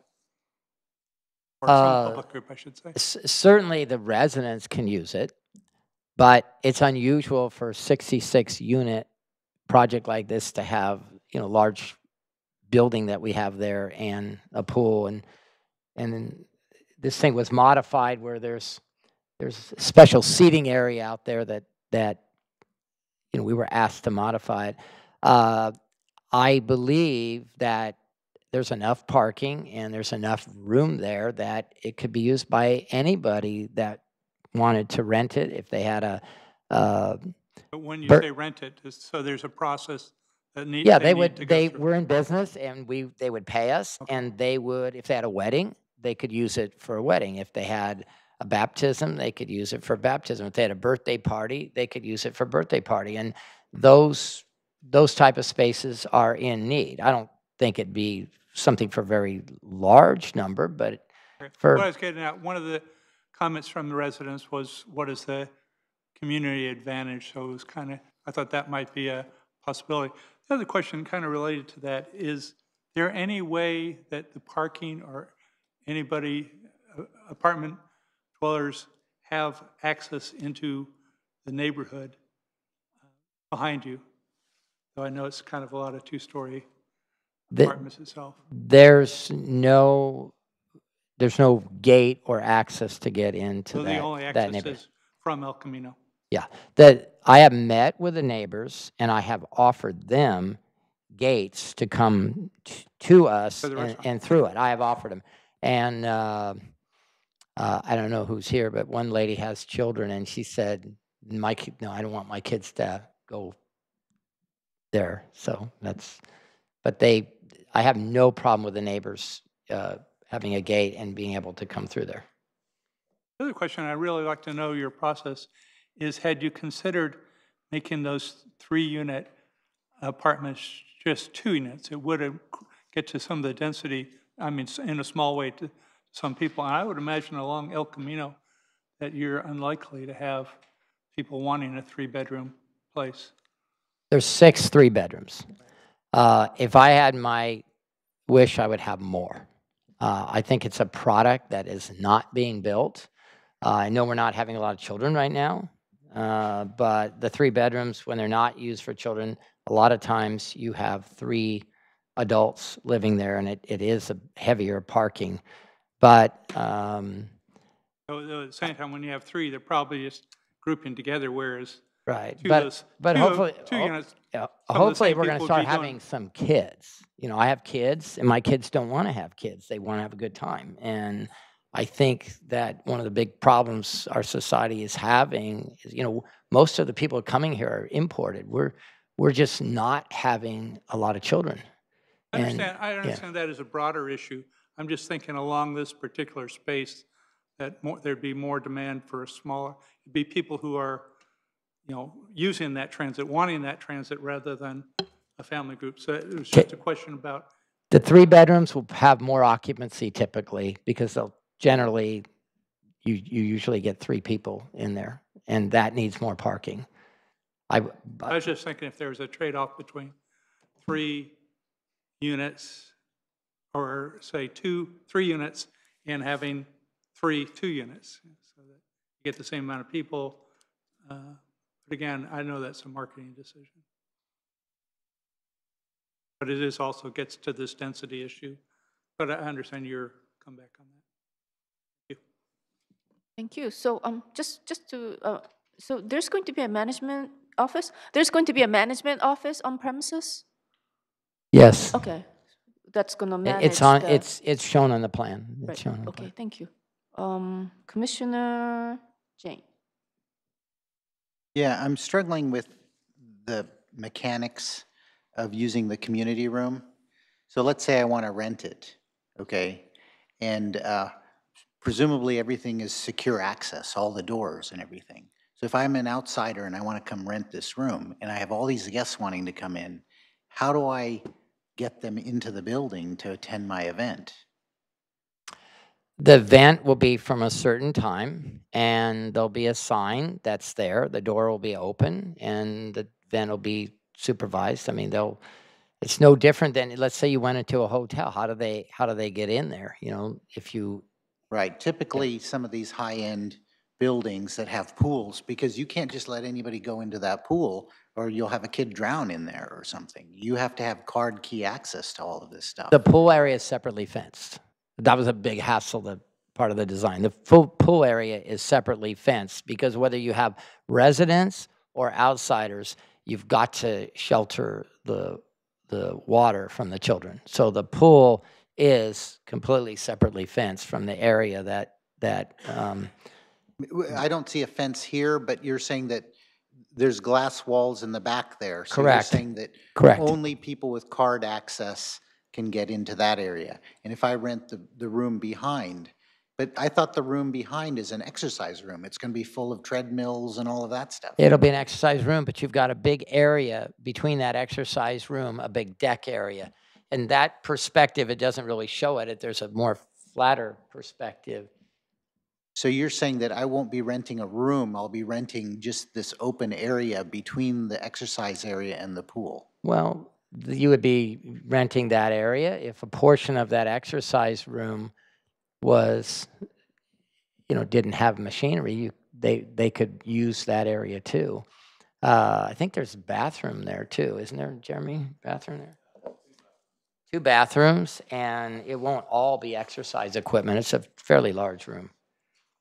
Yeah, I'm just having trouble figuring out how I could have a meeting, rent that room and do a presentation or some sort of meeting there, and it's going to be noisy outside. It's not that conducive for having. I don't think it would be that kind of meeting. I think it would be like a birthday party or something where you were having food and drink. I don't see a business meeting being held there. I see it as more of a. Okay, more because of a, one of the things we're struggling with in this city is there's a real need for meeting rooms for community organizations. And now it's clear to me that this would not be an appropriate place for that. And typically it would be at market rent, so you'd probably have to rent it for $500 or $1,000 per event. So it wouldn't be conducive for nonprofit organizations within the city. usually a nonprofit, we would let nonprofits use things. We donate to nonprofits. So are you- Nonprofits are different. So are you offering, are you proposing at this time some sort of reduced price for nonprofits for We use of probably that would space? not charge a nonprofit. We would probably not charge it. I don't want it as a condition of approval, but I mean, that's just the way we operate. I would like to have some sort of commitment to that. If you can offer some sort of commitment to a price or a number of events per year that are for free for nonprofits within the city. I mean, the more I see this, I don't see the mechanics of how this is going to work for nonprofits to be able to get in there and use it and have meetings or, you know. So I'm just struggling with the mechanics of the security access. I would see and the ability nonprofits to- having an event there. You know, you have an event and usually it's food and drink and people have a good time and they donate some money. It's not a meeting room. It's not something where you have a projector and that type of thing. There is a large gym that could be used also when people were not exercising in it. But it's there. It's there. If you build it, they'll come. It's there. And there is a lack of that type of space. If I recall, wasn't that part of like the condition of approval for the other property, the senior center? Yeah, for the was. Summerhill, it was an actual community room that they would offer. So I'm just trying to figure out, you know, what you're committing to here, because it wasn't what I was expecting. The other question I had was, I think the standard definition of unbundled parking is that you get one spot or two spots that come with your rent. And then if you want another reserved spot, you pay for that spot. And because people are spending so much for that spot, they don't actually get a second car because they're like, I don't want to pay for all this parking from it. So it puts pressure on having people have fewer cars. But your vision is you just have one marked spot that comes with your unit. Everything else is a free-for-all, including with commercial and everything. That's how you're defining unbundling. Is that correct? The way we would operate the facility, you get two parking spaces. Marked. One would be marked, and because I have that roof area, it's secure. Yeah. So that one, when you're not there, it's not being used, it's wasted. However, the rest of the parking, you can park your car wherever an empty space is. If you have 3 cars, we would charge for the third car. That's typical. And we have a lot of parking there. A lot of parking is good. It actually is good. There is a lot of people are building projects, including me, and as soon as we finish, we have not enough parking. And the parking goes in the neighborhoods, and the neighbors get pissed off. And it's difficult because once you build it, you can't add spaces. So this is a project we wanted to have ample parking. And I think it's good for the neighborhood. I think it's good for the city. The parking is not rotting. It's there, and it'll be used. Yeah, my argument was just that it's costing you $40,000 to build that spot, and you're going to have to make that money back, and you're going to have to charge higher rents to make that money back if you have unused parking. You can only charge what the market will bear. You can't. If we have excess parking, it's not going to hurt. If you don't have enough parking, it hurts the neighborhood. I get that. Yeah. Okay. So I see that you're putting in, I believe, 4 electric vehicle chargers in this facility with wiring for, I believe, 6 more. Now, the governor of the state of California has a target of 1.5 million electric vehicles by 2025 and 5 million by 2030. And so that 1.5 million by 2025 represents 6%. So would you consider installing 6%? I don't have a problem with that. I actually, that's the condition, that's your city condition. But I personally think that in urban areas, instead of parking meters, you're going to have chargers. I think in urban areas, for us to live and not have a lot of pollution, I think you're going to see a lot of electric cars. I think I agree with you. I agree. And I have no problem putting more. So could you commit to 8? Sure. And then pre-wiring for up to 15% total? I'm fine. Okay, I appreciate that. Pre-wiring, you mean put the conduit in? Yeah. Right. Yeah. Put The conduit. And then you have this great bike room, and people are moving to electric bikes. Would you consider outlets in the bike room? I don't know. I really don't know. And then the last thing that I have an issue with is I looked at your planting schedule for the trees, and I noticed that you want to put palm trees on El Camino Real, but it says, but with consideration of the arborist. And I'd like to see large shade trees along El Camino to give the shading, reduce the heat effect, the urban heat effect. So I'm kind of encouraging you to not put those palm trees on El Camino. The reason, I don't mean to interrupt you, the reason the palm trees are there, it's really hard when you have retail, and if you have, and you're right up against the street and you have a big tree, it just doesn't fit there. And so the palm trees, you still get a tree and it has something nice. You get the visibility of the retail, right, and it fits in that space. I like a big tree, but a big tree is not going to fit there. And so palm trees, like you get a 70-foot tree, you trim it tall, and it'll screen all that car parking on the second story. Nobody's going to see those cars. Nobody's going to see those cars. You will see those cars. You see them on your drawing there. From an angle far away, you barely see them. Okay, that's all I had. Thank you. Okay, thank you. Anyone else? You're done with me, right? Both. Well, For now. let me double check. Okay, nobody else. All right. Yes, thank you. Thank you. Would members of the public like to speak?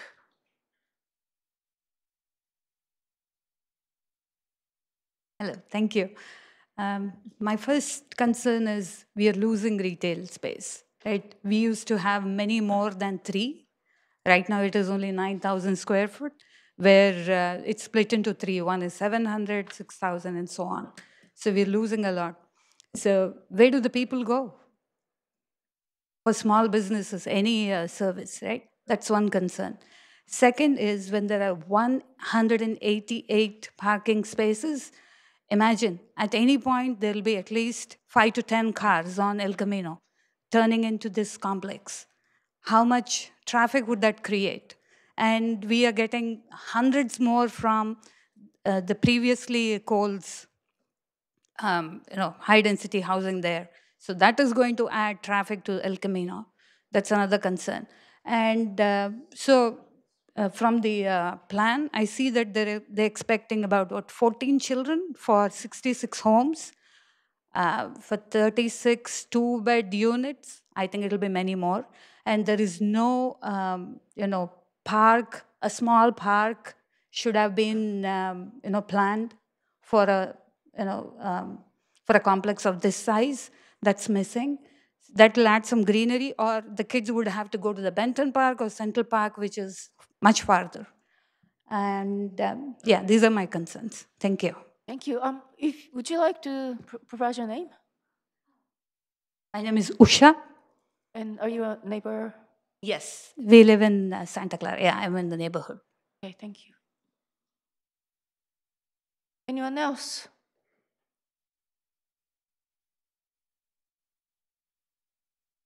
Hi, my name is Suraj. I live in the neighborhood Santa Clara, and I'm a long-time resident of Santa Clara. Thanks for allowing me this time. I have a couple of questions. First is it what's the best practice in a mixed use or residential commercial area? Because I see that there is only one entry and one exit in this proposed unit. But if I look at the adjacent property where we have this Walgreen and all, that's also a mixed use property. The commercial property, a vehicle's entrance is different, and for the residents, the entrance to the parking lot is different. So imagine there is if both the entry and exit are the same for both commercial as well as residential, there is a lot of movement in the commercial area. But at the same time, and the residences are coming from second floor, there is a ramp, and then they're kind of speeding down because it's a downward ramp. So that is one of the questions. What's the best practice? Are we following the best practices here? And my second question is related to, I'm not sure whether this is the right forum to ask. I think when I was looking at this document, there was some comparison in terms of how much student population is going to add to Santa Clara High School. I believe Santa Clara High School is the neighborhood school, but it says the current strength is this much, and this proposed development is going to add so many students. But I believe it does not take into account all the other units which have been approved. Like the Homestead Bowling Lane on Kylie and Benton, which is, I believe that is approved. That's going to add a few more students to Santa Clara High School. And there are a few more such proposed units which have been approved, and they're also going to add to Santa Clara High School. So is all that taken into account when we are looking at how much student population is going to increase? It is going to overcrowd Santa Clara High School. Okay, thank you. Thank you. Thank you very much. Anyone else? Okay. If you'd like to state your name, please go ahead. My name is David Allday. I lived in Santa Clara for 10 years at least. And the project, I do like the parking. I think that's a pretty good idea to have more parking than less parking, because half the time we're chasing around for parking space. If you go to Kaiser, you find that problem right off the bat. We have no place to park over there. So if the developer wants to add parking to that space, I say great. Another thing is I think they should have the sidewalk wider and more. The VTA says that they should add more trees and more things to buffer to get a buffer between the people that are walking and the automobiles that are driving through El Camino, which would be safer. So if there's going to be a new project, that might be something to consider. And we have a lot of projects coming up in apartments, and this would be a good example of doing all the apartments the same way, because a lot of people are walking more and the streets are still narrow. So we should upgrade that to the Santa Clara to be a model for more people to walk, and encouraging people to walk if the streets are wider. Because if you walk in the streets now, you're like bumping into other people, because the streets have been built many years ago, and we have more people now walking in the streets, and the streets are still narrow, and all the new developers are still making those streets the same level, the same width that they had before. So this would be a good time to get them to improve that, and also all these apartments are being built. As much as they're doing a lot of bringing in more people, we should also consider the fact that the more people we have, it means they require more police department work, fire department. All these are going to have to work out. Thank you very much. Thank you. Anyone else? Could I? You already spoke, so. Could I respond to the previous? Yeah. Let's have the. Close the comments first. Wait. Let's have the applicant rebut first. Would the applicant like to address some of the issues that your neighbors have raised? I don't have anything to rebut. Thank you. Okay. All right. Okay. Motion to close public hearing? We have such a small group of public that we would allow her. Okay, yes, please come ahead. Go ahead. Thank you. My name is Usha again. So I have a question about what about the low income? Is there any allocation for low income families here? Is it considered? Thank you. Okay, thank you. Motion to close public hearing? Oh, does the applicant want to respond to that question? No, Is that okay, within the same? all right. Motion to close public hearing?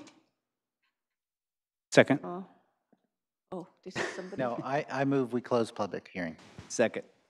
All in favor? Aye. So before we go into questions by the commissioner, should we address some of the questions that were raised by the neighbors? Because I think they can be addressed by the staff.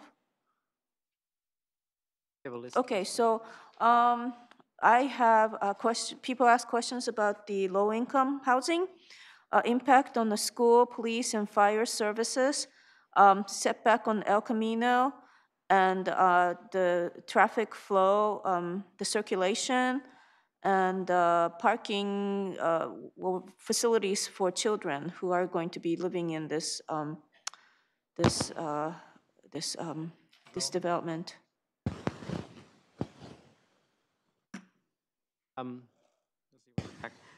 I will refer the circulations questions to the environmental consultants who is present today. We can talk about, I guess, resources, those resources such as school. We have in lieu fees for that, or fees during the development application, or development impact fees during building permit submittal that will be charged. And same thing with parks. There will be parks in lieu fee for that. So what else did I miss? So the applicant is going to be paying into the park in the city, schools, fire and police are bonded by property. Did we get any response from the school district? No, we did not. Like, it's part of this Yeah, city the general fund. Fire and police services, the public safety is analyzing the environmental documents, so the environmental consultant is here and can respond to those. But that is part of the analysis is, can we still maintain response time based on this project and all the other ones that are in the queue? Okay, thank you. But in response to the gentleman that spoke about the sidewalks, we are implementing our complete street requirement, and that calls for a buffered sidewalk, so there will be a landscaping strip, minimum 4 feet wide along El Camino, and then there's a 10-foot sidewalk, so that dimension might be adjusted, but that's the actually direction for, then there'll be landscaping behind that. But that's the direction that the city is going in. We're asking for complete streets all along our major corridors, and that is to protect pedestrians and to create better buffer to the buildings. So does this project meet the? Yes, it has. It'll be doing a complete street treatment. Right. Okay. And just to finish the thought about the schools, the Santa Clara County School District's demographer estimated that there would be 14 students generated by this development. We're constrained by state law. We can't do anything more than impose a fee based on the number of anticipated students for this development. So we are doing all we can under the law, but we cannot legally require more than what we're doing. I recognize that. I Yes. just wanted to get their input. You know. Yes, and as far as the affordable housing goes, as you're aware, the city recently adopted an affordable housing ordinance. All residential developments of a certain size going forward will be required to provide a certain percentage of affordable housing units, but there is a phase-in process. This development, since it was a, quote, pipeline project, is not subject to the new affordable housing ordinance, and so while projects in the future will uniformly need to provide a certain number of affordable units, this one is exempt just because it was already in the pipeline. Okay, so I think that answers the questions that were raised by the members of the public. So let's move on to questions by the commissioners. Commissioner Salem? Yeah, I do it in order. We start here. And then we start. Page A11, I noticed that there was a You want to speak into the? On page A11, I noticed there was a designation for potential solar. Is there a commitment to actually building out solar as part of the initial development?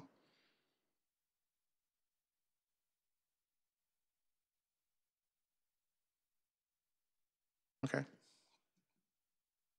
Commissioner, No, I took my light off. okay, Commissioner O'Halloran. Yes, this is actually more a question for the applicant. And one of the people in the comment, in the public, asked about or mentioned that it's adjacent to the Walgreens parking. I wonder if there's any concern that you have that, or Walgreens has, that people will park there and walk to your property, walk to the restaurants. Sure, if you could. I think it's likely they may, because if it's convenient, they would. And if the Walgreens isn't using that parking, I don't know that it's all that used. Have you had any discussions with them? With Walgreens? No, we haven't. We own that property next door, which we built. Same one, I know that Walgreens is awfully close. What? Is that the Walgreens one? I know that's close, Walgreens is close, but. No, Walgreens is not close. Oh, okay, I thought it was down. The project's right next to it. Walgreens. Yeah. Yeah. Shopping center you own. Yeah, yes. So that shopping center is your property as well? Yes. Oh, I see. I hope it's okay. You know, people are going to park where it's convenient. It's really scary to build Sometimes retail. that's what we're afraid of. Yeah, well, it's scary to build retail. The city wants all this stuff on the El Camino, and it's new. And that's why we made the parking big, and we put a lot of parking there. We're afraid that they're not going to frequent retail that they can't get easy access to. So I know what the city wants it. It looks good. It's urban, but I hope it works. Otherwise, we're not going to be able to lease it. Yeah. A question I have for staff is, I know there's a $1.4 million in lieu fee for parks. And I understand why we have that. But what is the closest park to this development? Because closeness is still important to any residential development. At least being close is important. If you make a second, I can find the closest park to this or in the proximity to, but I don't have that answer right now. I didn't understand. Steve, I didn't. Yeah, I don't have that answer right now. I can look that up and tell you the distance away and which park it is. Yeah. Okay, while we're waiting, do you have any more questions, Commissioner? I think that is, I really appreciate the note. We can always come back to you. That we're trying, as a public member meant, that we are trying to make this a sidewalk-friendly endeavor, the El Camino Real. And I think that's all the questions I have. Commissioner Kelly. Okay. I was just going to answer the question about the closest park. Judy Shanley with David Powers and Associates were the environmental consultants. So the nearest neighborhood park to the project site is the Earl R. Carmichael Park, located at 3445 Benton Street, and then Mikado Park, located at 3360 Cabrillo Avenue. Both of those are farther than a 15-minute walk, so they're a little bit away, but those are the closest parks. So while we're here, do you want to, you said that Yeah, there was a question about the access, circulation. right, circulation, access to the site, given the shape of the parcel and the proposed orientation of the development, so that maybe the traffic engineer or... Since you're here, would you like to, then we'll get to Commissioner Kelly's questions, but would you like to address your neighbor's question about the circulation? Traffic. Yep.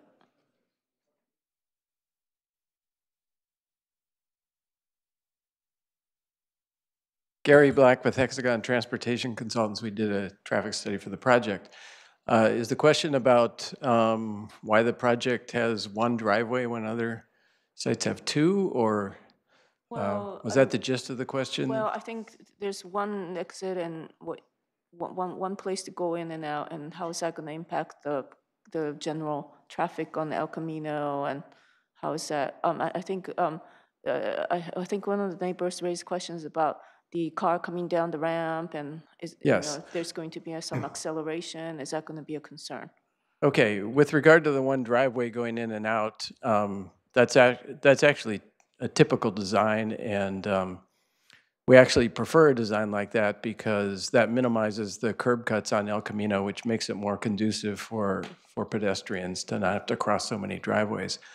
With regard to the ramp that takes off from the aisle, that's a gated ramp, so cars would not be, for example, come whipping down the ramp, so to speak, and then make a turn onto the main aisle. So they'll need to stop, wait for the gate to open, going either way. So we don't expect to be any problem with the interface at that location. And how about any backups on El Camino with people trying to get in and out of the property? Well, we did address that in our traffic study. We don't think there's going to be any problems getting in and out of the property, certainly not getting into the property. I mean, occasionally there are cars leaving the property have to wait for a gap on El Camino, obviously, so they might not be able to just leave immediately. They might have to wait for a few seconds, but we don't see that as being an issue. Thank you. Did that answer your questions? Yes? Okay, thank you. All right, Commissioner Kelly. Just a quick question for staff, because I know it seems like every time we have one of these new redevelopments, that the sidewalks have to meet our current standards, and this project's going to meet our current standards for the El Camino, correct? Okay. And addressing a couple of comments from the public, we are aware that, projects like these do impact our schools, but our schools do have to grow as our population grows. And we definitely need more 2- and 3-bedroom apartments. When communities do not provide for the needs of its community, it only exacerbates the housing problem that we're currently seeing. So I'm glad to see that the applicant is putting in more 3 bedrooms in their project than I've seen in a long time. It'll allow more families, and we want to see families. I'm glad to see it is mixed use, because one of the biggest problems we've seen is we get all housing and no retail. I would like to comment, though, I would like to see in future projects a little bit more retail, similar to your Walgreens retail site. There's some smaller shops in there, and you have the housing up above, which I believe is condo map. Am I correct? Okay, because from what I remember that going in, originally I thought it was supposed to be condos, and then they said there were some issues with the development, and it ended up being rental. But we really would like to see more owner occupancy along the El Camino. And I understand, there's that 10-year look back and frivolous lawsuits, but residents really would like to see people take a vested interest in the community. I like the project overall. I like the aesthetics. It's an improvement. I'm a little disappointed in that it seems like we got more parking and less housing, and housing is critically short supply. But because it doesn't seem to be any impact, it has retail in it, I'm going to support it, because I want to encourage more projects that have housing and retail mixed, because I think we need it. Thank you. Okay, any other comments? Commissioner Jain. So this question is for Xander. We're going to vote on 2 resolutions, right? One on the MND and then one on the rezoning, correct? That's correct. So I would like to propose that we adopt the MND. And by adopt, you mean make a Okay, recommendation? that we recommend to council that council adopt the MND and the mitigation monitoring and reporting program for the mixed-use development. That's a motion. That's a motion. I'll second that motion. Okay, any discussions? Right, all in favor? Aye. Aye. Oh, wait. Are we going to do it this way? Indeed. You want to do it this way? His iPad has failed. It went to sleep. It locked up. He Oh. can't get into it. Get my vote? Not much suspense at the moment. Try it again. Fine. Press yes. I press yes.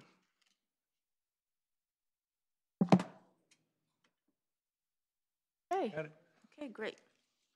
All right, so the Now- first motion passes. Now, I would like to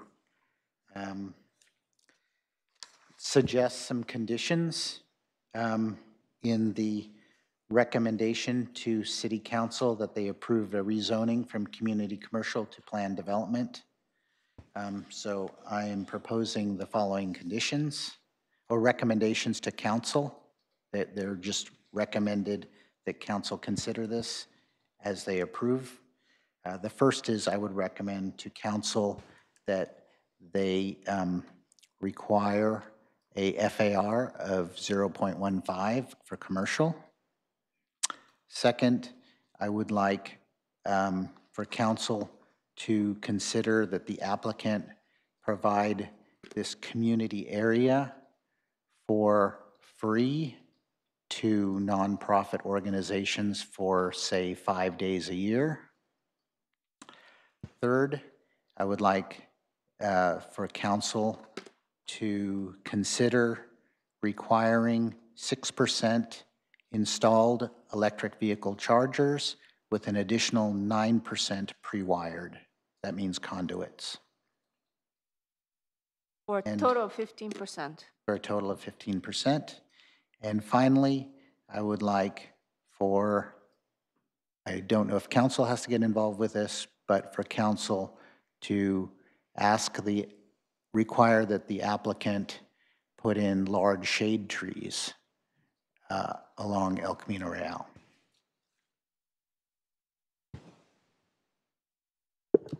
I have some questions or discussion about that. Do we have any, before we get to that, do we have any seconds or any motion to amend or? I'm willing to entertain his questions. Okay, let's go to questions. Commissioner O'Halloran. I'd like to understand what the FAR at 0.15 versus the current one proposed means. Does that change the project? Yes, it In adds what more way? commercial. It adds more commercial. So where would you want that commercial? I propose that they put on the second floor. Okay.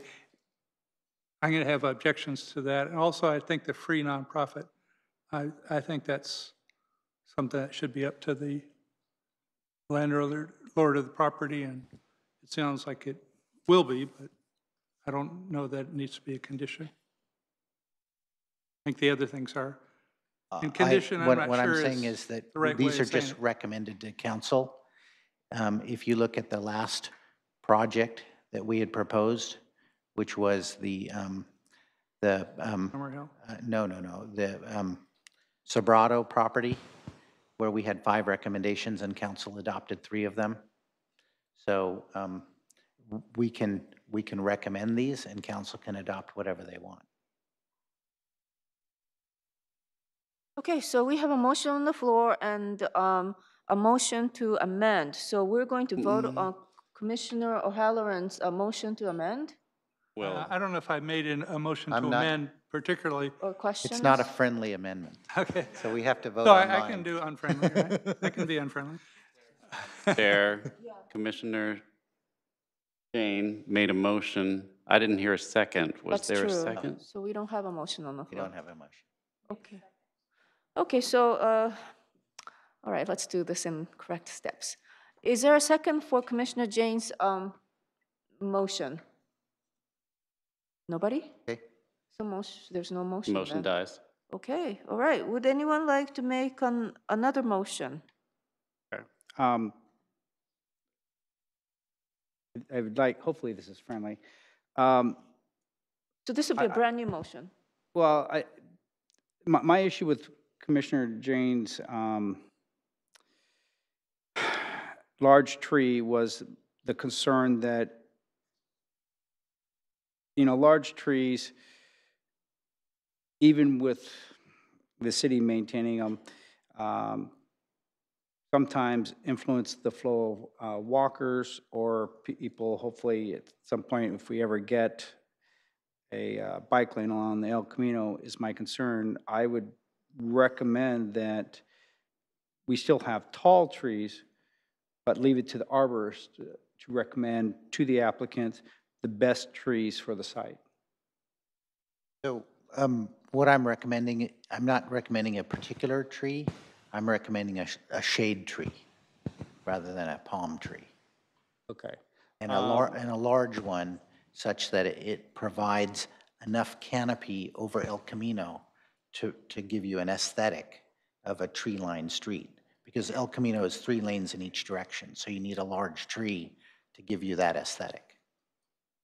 Can we say more mature trees, which means they're going to be typically taller and have a little bit more shade? But, well, Mature doesn't mean tall. Doesn't mean tall. Okay. Okay, so is anyone making a motion? I'll make a motion. Okay. Let me first make a comment. I actually originally was really concerned about this project, but I think some of the responses have gotten me more favorable, or have gotten me favorable to it. And one of the comments I also make is that to some extent, that park consideration, which 15 minutes walk is real far, you do have for the residents some recreational facilities with the pool and the gym there. So those are just comments. The motion I would like to make is to adopt the resolution recommending to the City Council to approve this rezone, but also make the recommendation to put in the 6% electric charges that you're talking about. No, 15 total, 6%, while you're 9%. Okay. Well, Yeah, and it 6% sounded like is the now applicant 9%. was going to be fine with those. And the recommendation for the arborist to work with the applicant on proper trees for that, in consideration of Commissioner Kelly and Commissioner Zane's comments. I mean, to do a canopy tree instead of just saying any tree. To work with the arborist. So that's my motion, is to work with the arborist on that. And I will not include. I mean, if they just work with the arborist, they can just say palm tree. That's working with the arborist. So is there a specific recommendation? If you'd like to suggest that, I'd take an amendment. Okay, I'll second that. Oh, wait. He's not done with his motion, so let's Okay, move. and that actually is my only motion, is to add the condition of the electric charging stations. Okay. All right, any second? Second. Okay, let's move into discussions. Okay, Commissioner Jane. Oh, sorry. I think what we provide to the council are just recommendations, and they can take them or leave them. But I believe that what I've heard from them is that they are interested in more commercial. And since we are taking away 24,000 and only providing 9,000, it's a loss to the city. You're My only making- concern, You're making an amendment to the motion? just discussing. Okay, discussions, all right. Ask for discussion. Okay, Commissioner O'Halloran. And my feeling is that that would drastically change, I think, the design of this, and so I wouldn't want to make that recommendation. So I would not include that recommendation. Okay, I would like the design to be changed, but anyway, that's something for for us to vote on. We can't vote on it unless you make a motion. Well, there's a motion and a second. No, I mean, amend the motion. I'm not going to amend it. Okay, so then we're going to have the motion as Commissioner O'Halloran presented. Is there any other comments or discussions or questions? I would just add. Okay, Commissioner Kelly. it's often very difficult to get the single-family homeowners that are behind these projects on board, and the fact that we only had a couple people actually show up indicates that the homeowners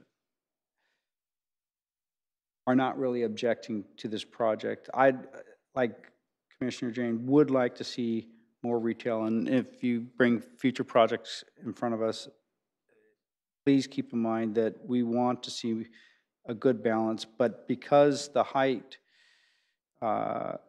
is not too tall compared to some of the other projects that we've seen come in on the El Camino, probably because of the residents' objections, I'm in support of this, because right now it's a very difficult time to get anything approved on the El Camino. Thank you. Okay, any more comments? Okay. Madam Chair? Yes. May I just ask for some clarification? Sure. Earlier in the evening, there was a comment about condition E27 and how it didn't reflect the number of bicycle spaces that were in the agenda report. Is it the desire of the commission to have that condition reflect the higher number in the agenda report, or is that, are you keeping Well, my condition understanding was E27 that as is? the proposal actually did include that higher amount. Yeah, higher than the amount required by the engineer under that conditions. Under But But the condition is in the resolution, so we have to change the condition for it to be formally adopted. If you want to make an amendment, I would. Oh, the accept that. resolution and condition are inconsistent, is what you're saying? The presentation and the resolution, the conditions within the resolution are. The condition attached to the resolution currently states that there will be 5 spaces in the retail area and 26 in the residential area. The agenda report says 40? 40 and 6. 46. Yeah. So I guess my question is, do you want to modify E27 to conform to the agenda report so that it reflects 46 spaces rather than? Yes, I'd accept that amendment. Thank you for clarifying that. Does Okay. the second agree with the change? I agree. Okay, so we have amendment and the second. Okay, so let me make sure I have the correct motion. The motion on the floor is to adopt the resolution recommending the zoning change with the 6% installed and 9% pre-wired electric vehicles. And that the applicant work with the arborist. You made with an a amendment tree. a little bit stronger than that. So what's the amended? No, I amendment? just don't want it to see just palms. I want the arborist to weigh in what he thinks would be best. To provide canopy, you mean? To provide some shading, yes. Okay. That'd be All right. recommended. Okay, so And that's the condition. second condition attached to recommended condition for the approval, which is the applicant work with the arborist to choose appropriate trees with canopy, and that the condition E27 be amended to include a total of 46 bike spaces. Anything else? Could have held out for a while. Oh, okay, all right, so that's the motion on the floor right now. I'd like to have Okay, one small let's, amendment to the motion. Let's have Commissioner Salam. Thank you. You have the floor. So as we went back to the second floor parking, I understand it. I see how it works in the plan. There are examples, if you want to drive down Stevens Creek and look at Stevens Creek Mini, of what second floor and third floor parking looks like from the street. I would like an amendment to aesthetically obscure the second floor parking from visibility on El Camino in order to create a more in tune project. Right now, it is still going to be visible. You can't avoid From it. a certain distance, I think that was the question. At the height of the car top. So No, I mean additional from the, fencing, like whatever. opposite side of the street, which I think is what this Yes. picture says. Yes. Because you're across 6 lanes of traffic.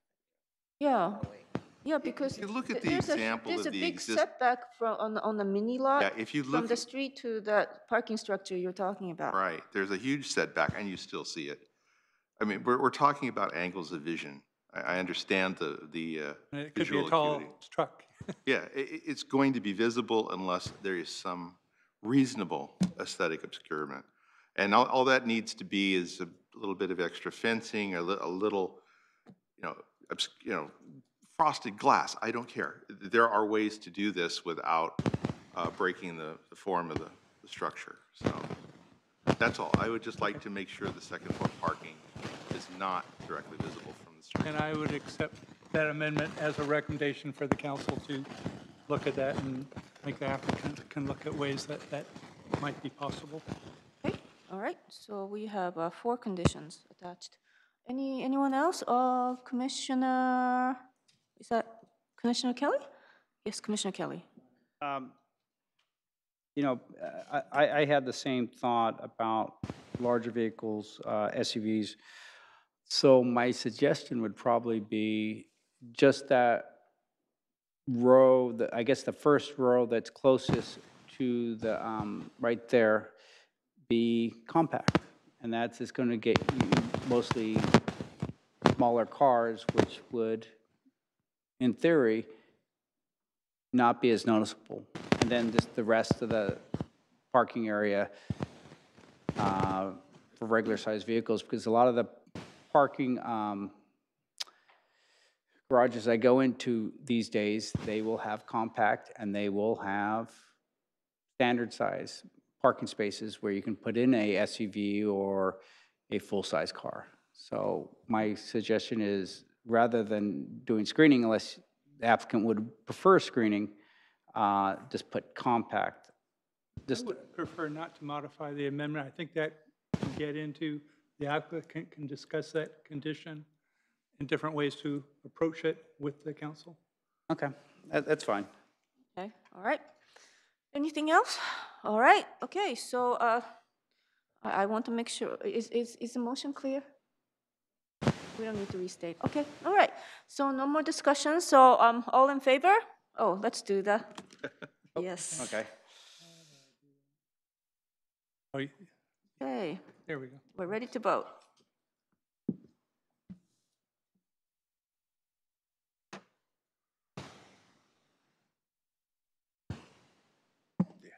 Right. Okay, thank you very much. The motion passes with 4 votes. Yeah, the city council meeting date for this is going to go on May 8th, city council. People have the right to appeal. Right. Oh, yes. I guess they don't need to appeal. Oh, yeah, these are both Yeah, recommendations, They just go to the right. council meeting. Okay. Right, next item on the agenda. Anyone any member of the public would like to present on any matters that's not on the agenda? I don't think anyone's interested, so let's move on to reports by commission, board liaison, and committee. Announcements and other items. Oh, okay, let's move on to item 1A. Are we going to talk about this today? Well, I think the staff was going to come back on that. Item 1A? What is that? I'm looking for my agenda. Oh, yeah, it says Commission Jane requests to discuss and request that live music be allowed as a default condition of promotional projects on the zoning code, specific area and general plan updates. So that's a discussion that I understood the commission wanted to have. It's not any direction to staff. We have relayed that information to Oh, you mean whether the commission... long-range planning team, Planning yes. commission body wants to... If they want to adopt forward that this. recommendation Got as it. a body, that would be, that's why Right, it's now that it's been agendized. agendized, we can discuss it and we can make a recommendation to council. Oh, I see, understand. Well, it So wouldn't be to would be- council at this point. It would strictly, because it's, the zoning code is under, development at this Planning. time. It's the planning department, I guess. Okay, so Commissioner Jane, would you like to reiterate your interest in Yes. this matter? This came up during the last council elections in 2016. There were a couple of young candidates that basically complain that there's no place to go in Santa Clara. That, you know, if you want to listen to music, or if you want to go to restaurants, you want to go on a date, there's just not very many places to go in Santa Clara. And I have been to other cities, particularly Cotati, where they have a lot of live music venues. And it's a place that people want to go to. And I just don't understand why, now that we have, you know, sound meters, we can put in ordinances that are just nuisance ordinances. And that why do we have this arbitrary prohibition against live music in commercial establishments? Someone's having a birthday party and someone gets up and wants to sing, you know, some songs. That's actually not allowed by our current ordinance. You know, you can't even really technically sing happy birthday into a microphone because that's live music. So I just think that we should be regulating this not via an ordinance or a default in the conditions of every application we see. We should be regulating it through a noise ordinance and noise complaints by neighbors or residents or, you know, attendees. But it shouldn't be prohibited by default. Understand what you're saying about the default Wait. condition. So, okay, thank you very much. What does the current zoning code actually say? The live entertainment, and aside from, say, somebody singing happy birthday, or if they brought in even, say, a portable karaoke thing and it was just for an intermittent type of activity, we're talking about an establishment that the venue is sponsoring the entertainment. So it could be dancing, it could be nightclub, it could some sort like that, or it could be a live band or acoustic. All of those are considered conditional uses in our zoning code presently. So it does require a use permit. And so they're each individually tailored based upon the location and how amplified the music is, like what kind of events they want to have. So we have to go by our current code, which is a discretionary approval. So Commissioner Jane is saying we should allow it as a permitted use and then just then have some controls on that. So that is a consideration that can be forwarded during the time that we bring forth the zoning code or the public outreach meetings occurring, and that discussion can take place. So when we offer the use permit, right, we're specific about what time they're allowed to have the performances and Right what now, noise under level. the current code, yes, the music would be, all of those things would be, yes. What type of, there's alcohol service, and then sometimes we've had live events. For a while, we were getting a lot of karaoke bars, and so at that point, we needed to add security requirements for that because they tended to be attractable, maybe a little bit more intermittent situations that require police service. So that was one consideration. So it just depends on the type of live entertainment, and they each have requirements, and usually the police department is weighing in. And as I mentioned at another meeting, the police department actually, besides the use permit, issues a live entertainment or an entertainment permit. So they go through background checks and something. So it's a dual process. Okay, thank you. So, Commissioner Jane, even if we were to advance your your proposal, it shouldn't be a blanket carte blanche saying you can have this without asking, because we do want to impose certain conditions. Well, I think the way the ordinance would be written is that you are granted it by default, and then the right can be taken away if there are complaints. Yeah, but that default should also include some conditions, right? Well, it's it's a nuisance. The decibels. Yeah, it's a nuisance security ordinance, issues. just like we have a regular nuisance ordinance. You can't have, in your backyard, you can't have a party with amplification, just, that goes past 10 o'clock. You just can't do it. It's part of our noise ordinance, our nuisance ordinance. Does the nuisance ordinance cover some of the issues that were typically attached to the? Yeah, that's more of a basically something that would be disturbing the peace. I think what what we've looked at in the iterations of the zoning code is that we could say, so like you wanted to allow live entertainment by default. We could say, for consideration, I'm just saying these are potential aspects, you could say that live entertainment that between the hours of, say, 6 p.m. and midnight are permitted. You could say the decibel level should not exceed, 60 decibels or 55 at the property line, that kind of thing. They still would have to go through the police department potentially for that. We can't speak for them, how they'd want to address that. But there wouldn't be something like taking it away if they, behaved badly. What happens is it becomes a administrative citation or a warning, our typical code enforcement process. We could say, X number of instruments. There's a lot of things that you could do. We could say non-acoustic, or non-amplified, non-amplified music's permitted by right. We also had something where we were considering a lot of beer and wine as a permitted use, that kind of thing. And only if they exceeded certain hours, like say late night hours, then the use permit would come up. So if they wanted extended hours, then they would come before the Planning Commission for a discretionary approval. So there's a lot of ways to structure that to accomplish. That type of structuring, should that be addressed by the people working on the zoning code or by this body?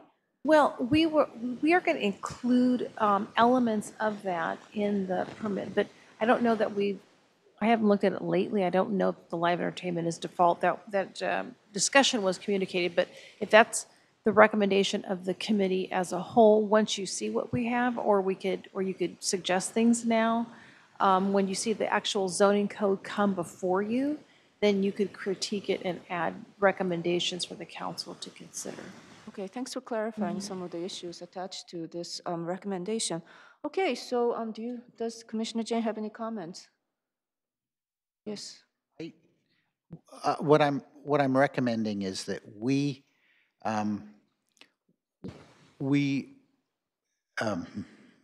make a motion to recommend that whoever's working on this zoning update take into consideration allowing live music by right, and then withdrawing that privilege if there are valid complaints. Okay, Commissioner Salem. Oh, yeah. I had a question as to whether staff has reviewed other cities that may have this streamlined approach, and if there are other examples that we could just borrow from. Also, I understand that and support the idea of streamlining, but when live music includes things like pyrotechnics or excessive lighting, you're going to have issues that are going to impact with police fire, et cetera. So hopefully there's an example out there that has been a proven success that we could borrow from rather than us trying to individually increment and create our own. So. Okay, sure, thank you. We can refer that. I think they were looking at what some other communities are doing. We're definitely making some comparisons. Right. Okay, Commissioner Halloran. So are you saying when you make it a default condition, that could be overridden when somebody makes a proposal to the Planning Commission for like a new bar or something, we can still override and make conditions on the? Absolutely. It's just, right now, every time I see a proposal, the default is no live music is permitted. And what I'm saying is that in the proposal, that would be stricken from there. And as the applicant comes to us, we can put a condition on there. We can add a condition saying, this is a bar, right? I have no problem with that. I'm just concerned that it might be added work for the staff to come up with that each time, but. I just think that I'm trying to make Santa Clara. Yeah, I know, I like that. Attractive place for people to come and spend their, entertainment dollars. Yeah. Fine with it. Okay, thank you. All right, so you have a motion to make this a default, and what about Commissioner Salem's suggestion to do research on if there's any city out there who has a default Absolutely. Okay, The city so- should always be looking at what other cities are doing before we adopt any. We should be looking at, what other cities are charging for their parks impact fees. Make sure we're in line with them. We should be looking at what other cities are doing for their minimum wage. We should always be looking at what other cities are doing. I'll second it. Okay, so what's the motion?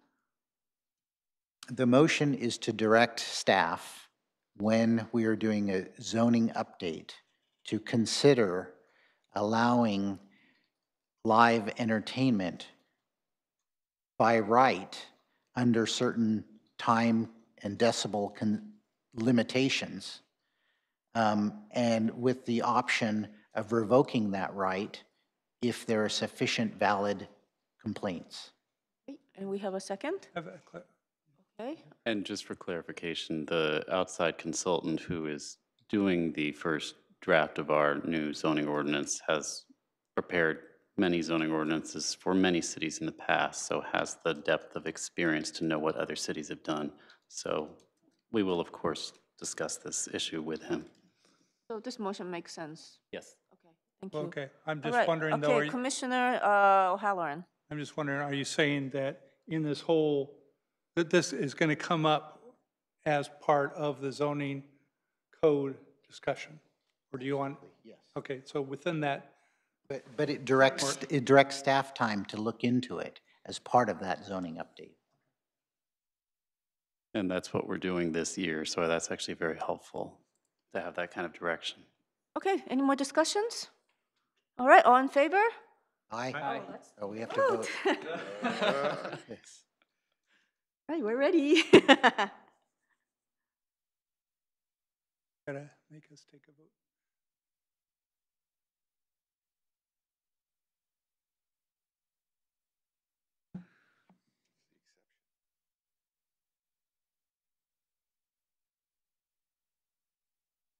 Carries, thank you very much. All right, moving on to the next item. 1B, update on the status of city emails for planning commissioners. So I guess all of us got the public records request, so this is more of a real issue for us now. And I wrote a letter to the city manager right after the last planning commission meeting, and I heard back from the city manager's office that this matter has been assigned to, I forgot the person's name, but somebody has been as designated to look into this matter. So that's where the status is, and I guess I was made to understand that we should follow up on this issue with the staff. Yeah, okay, so if you have any updates for us today. Okay, so as you mentioned, the request was received and it has been assigned. Actually, our IT director has actually made a lot of headway with this, and so there's been a lot of policy parameters set forth, and we're going to be convening a meeting with city manager's office and then the IT department and community development to look at the options here and then come back with a recommendation or make a recommendation to the city manager's office, basically looking at all the potential. But it has been, a proposal has been made on how to address it and what it would involve. So we should be getting a response for you, hopefully for the next meeting. Oh, great, On the okay. path forward. So this is a decision that's going to be made by the city manager? Well, I think in consultation probably with the council, because it would, the implication is that then would other boards and commissions have the same? Oh. Yeah, I think it's across the board is how Across we the would board. address that. Mhm. Do council members have their own email addresses? Yes. They do. Okay, so it's just us. Okay, or the commissioners. All right, thank you. So should we keep this on the for the next? Yes, we'll just keep meeting? it as a Keep it on running the item. ongoing I basis? would like to state for the record, I probably spent at least 12 hours on handling that Public Records Act request. Spent about half an hour. Okay. Right. Okay, so next item on the agenda is budget. Do we have a budget? Yes, so We currently have your tally, your original budget was 9,621.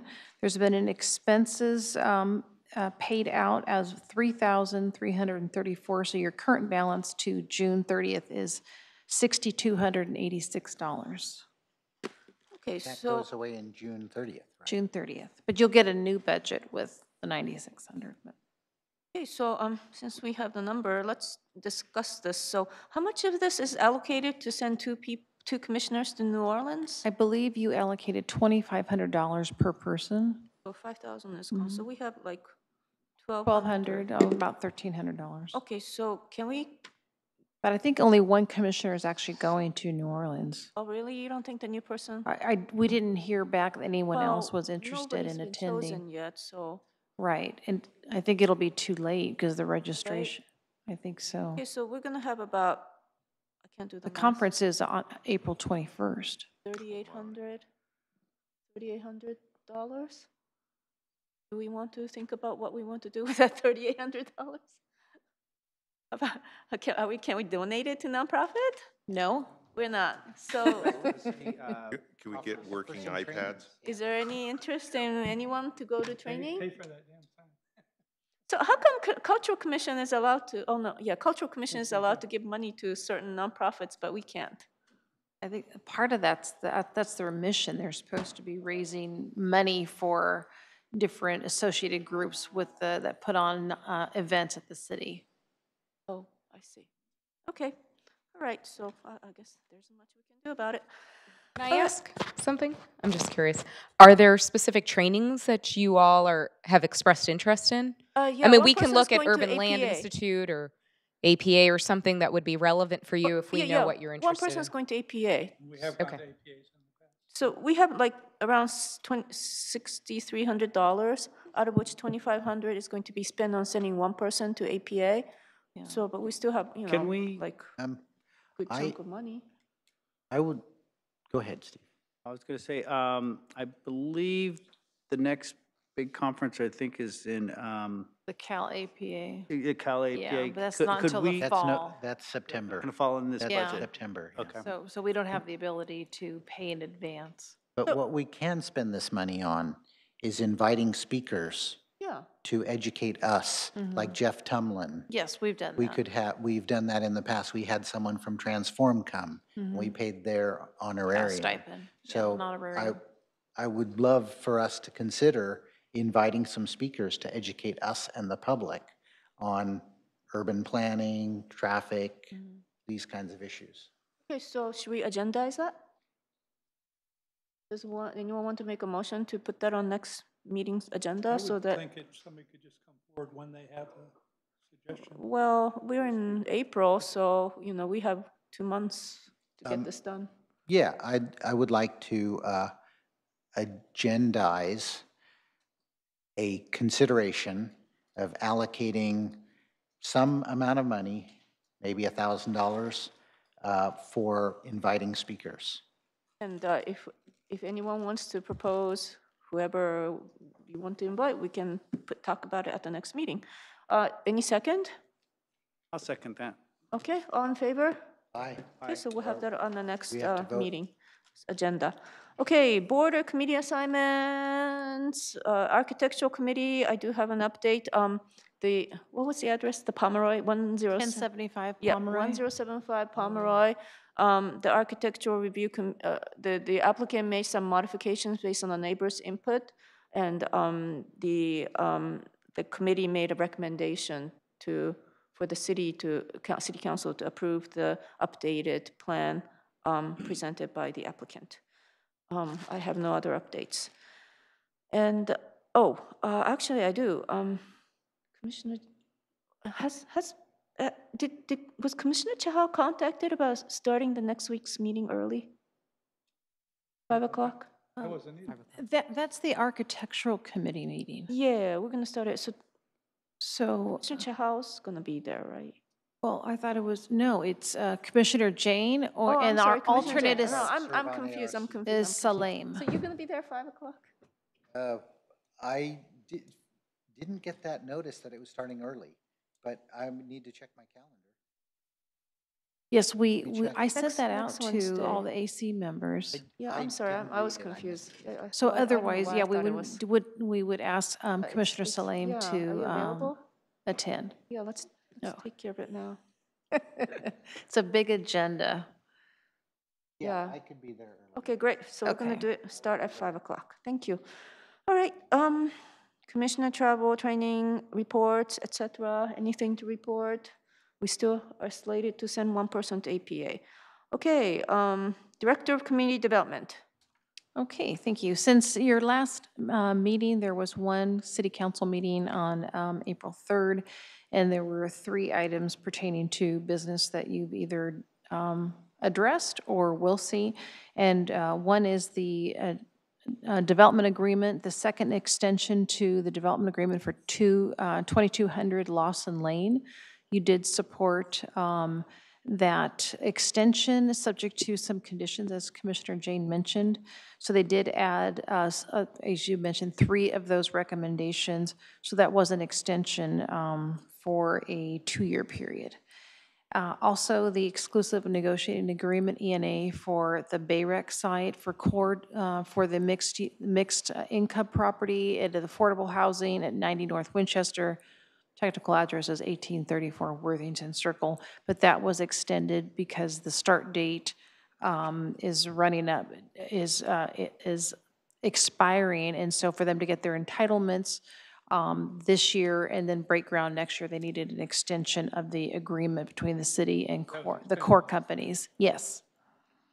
And no, that is only between the city council and the developer. But the project will come before you because there's a rezoning from plan development to plan development because there's a modification to the original project.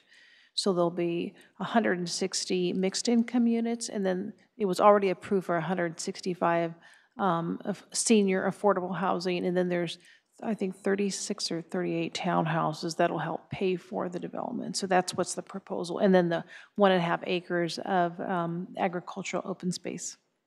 And then 281 Serena Way, that was a rezoning to general office, and also a use permit for the outdoor area. That was, you had recommended denial of both of those, and the city council also denied the rezoning and did not approve the appeal of the use permit denial. So that's not going to happen. That daycare operation will not occur.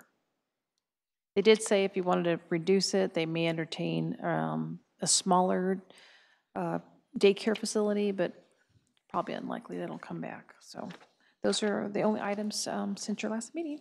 Can you update on so when will the council look at the filling another seat here? Oh, We're they're not going to really vote on it on the 24th because they wanted the mayor to be there, so there's 2 candidates.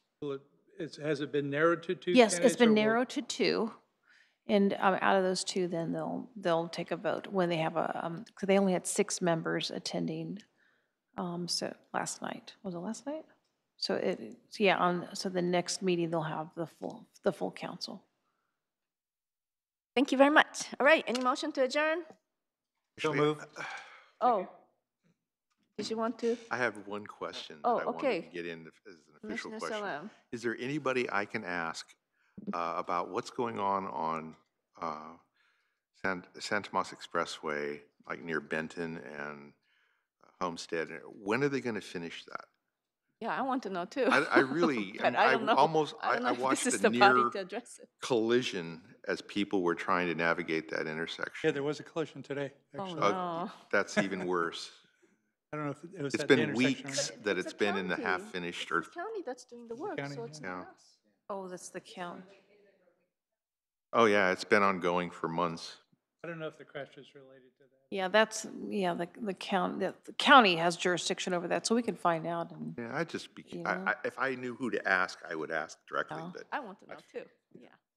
Okay, any other questions, comments? yeah, we can check with Public Works and respond to everybody. Also check with Caltrans for El Camino, because I hit a pothole a few weeks back that nearly took the fillings out of my teeth.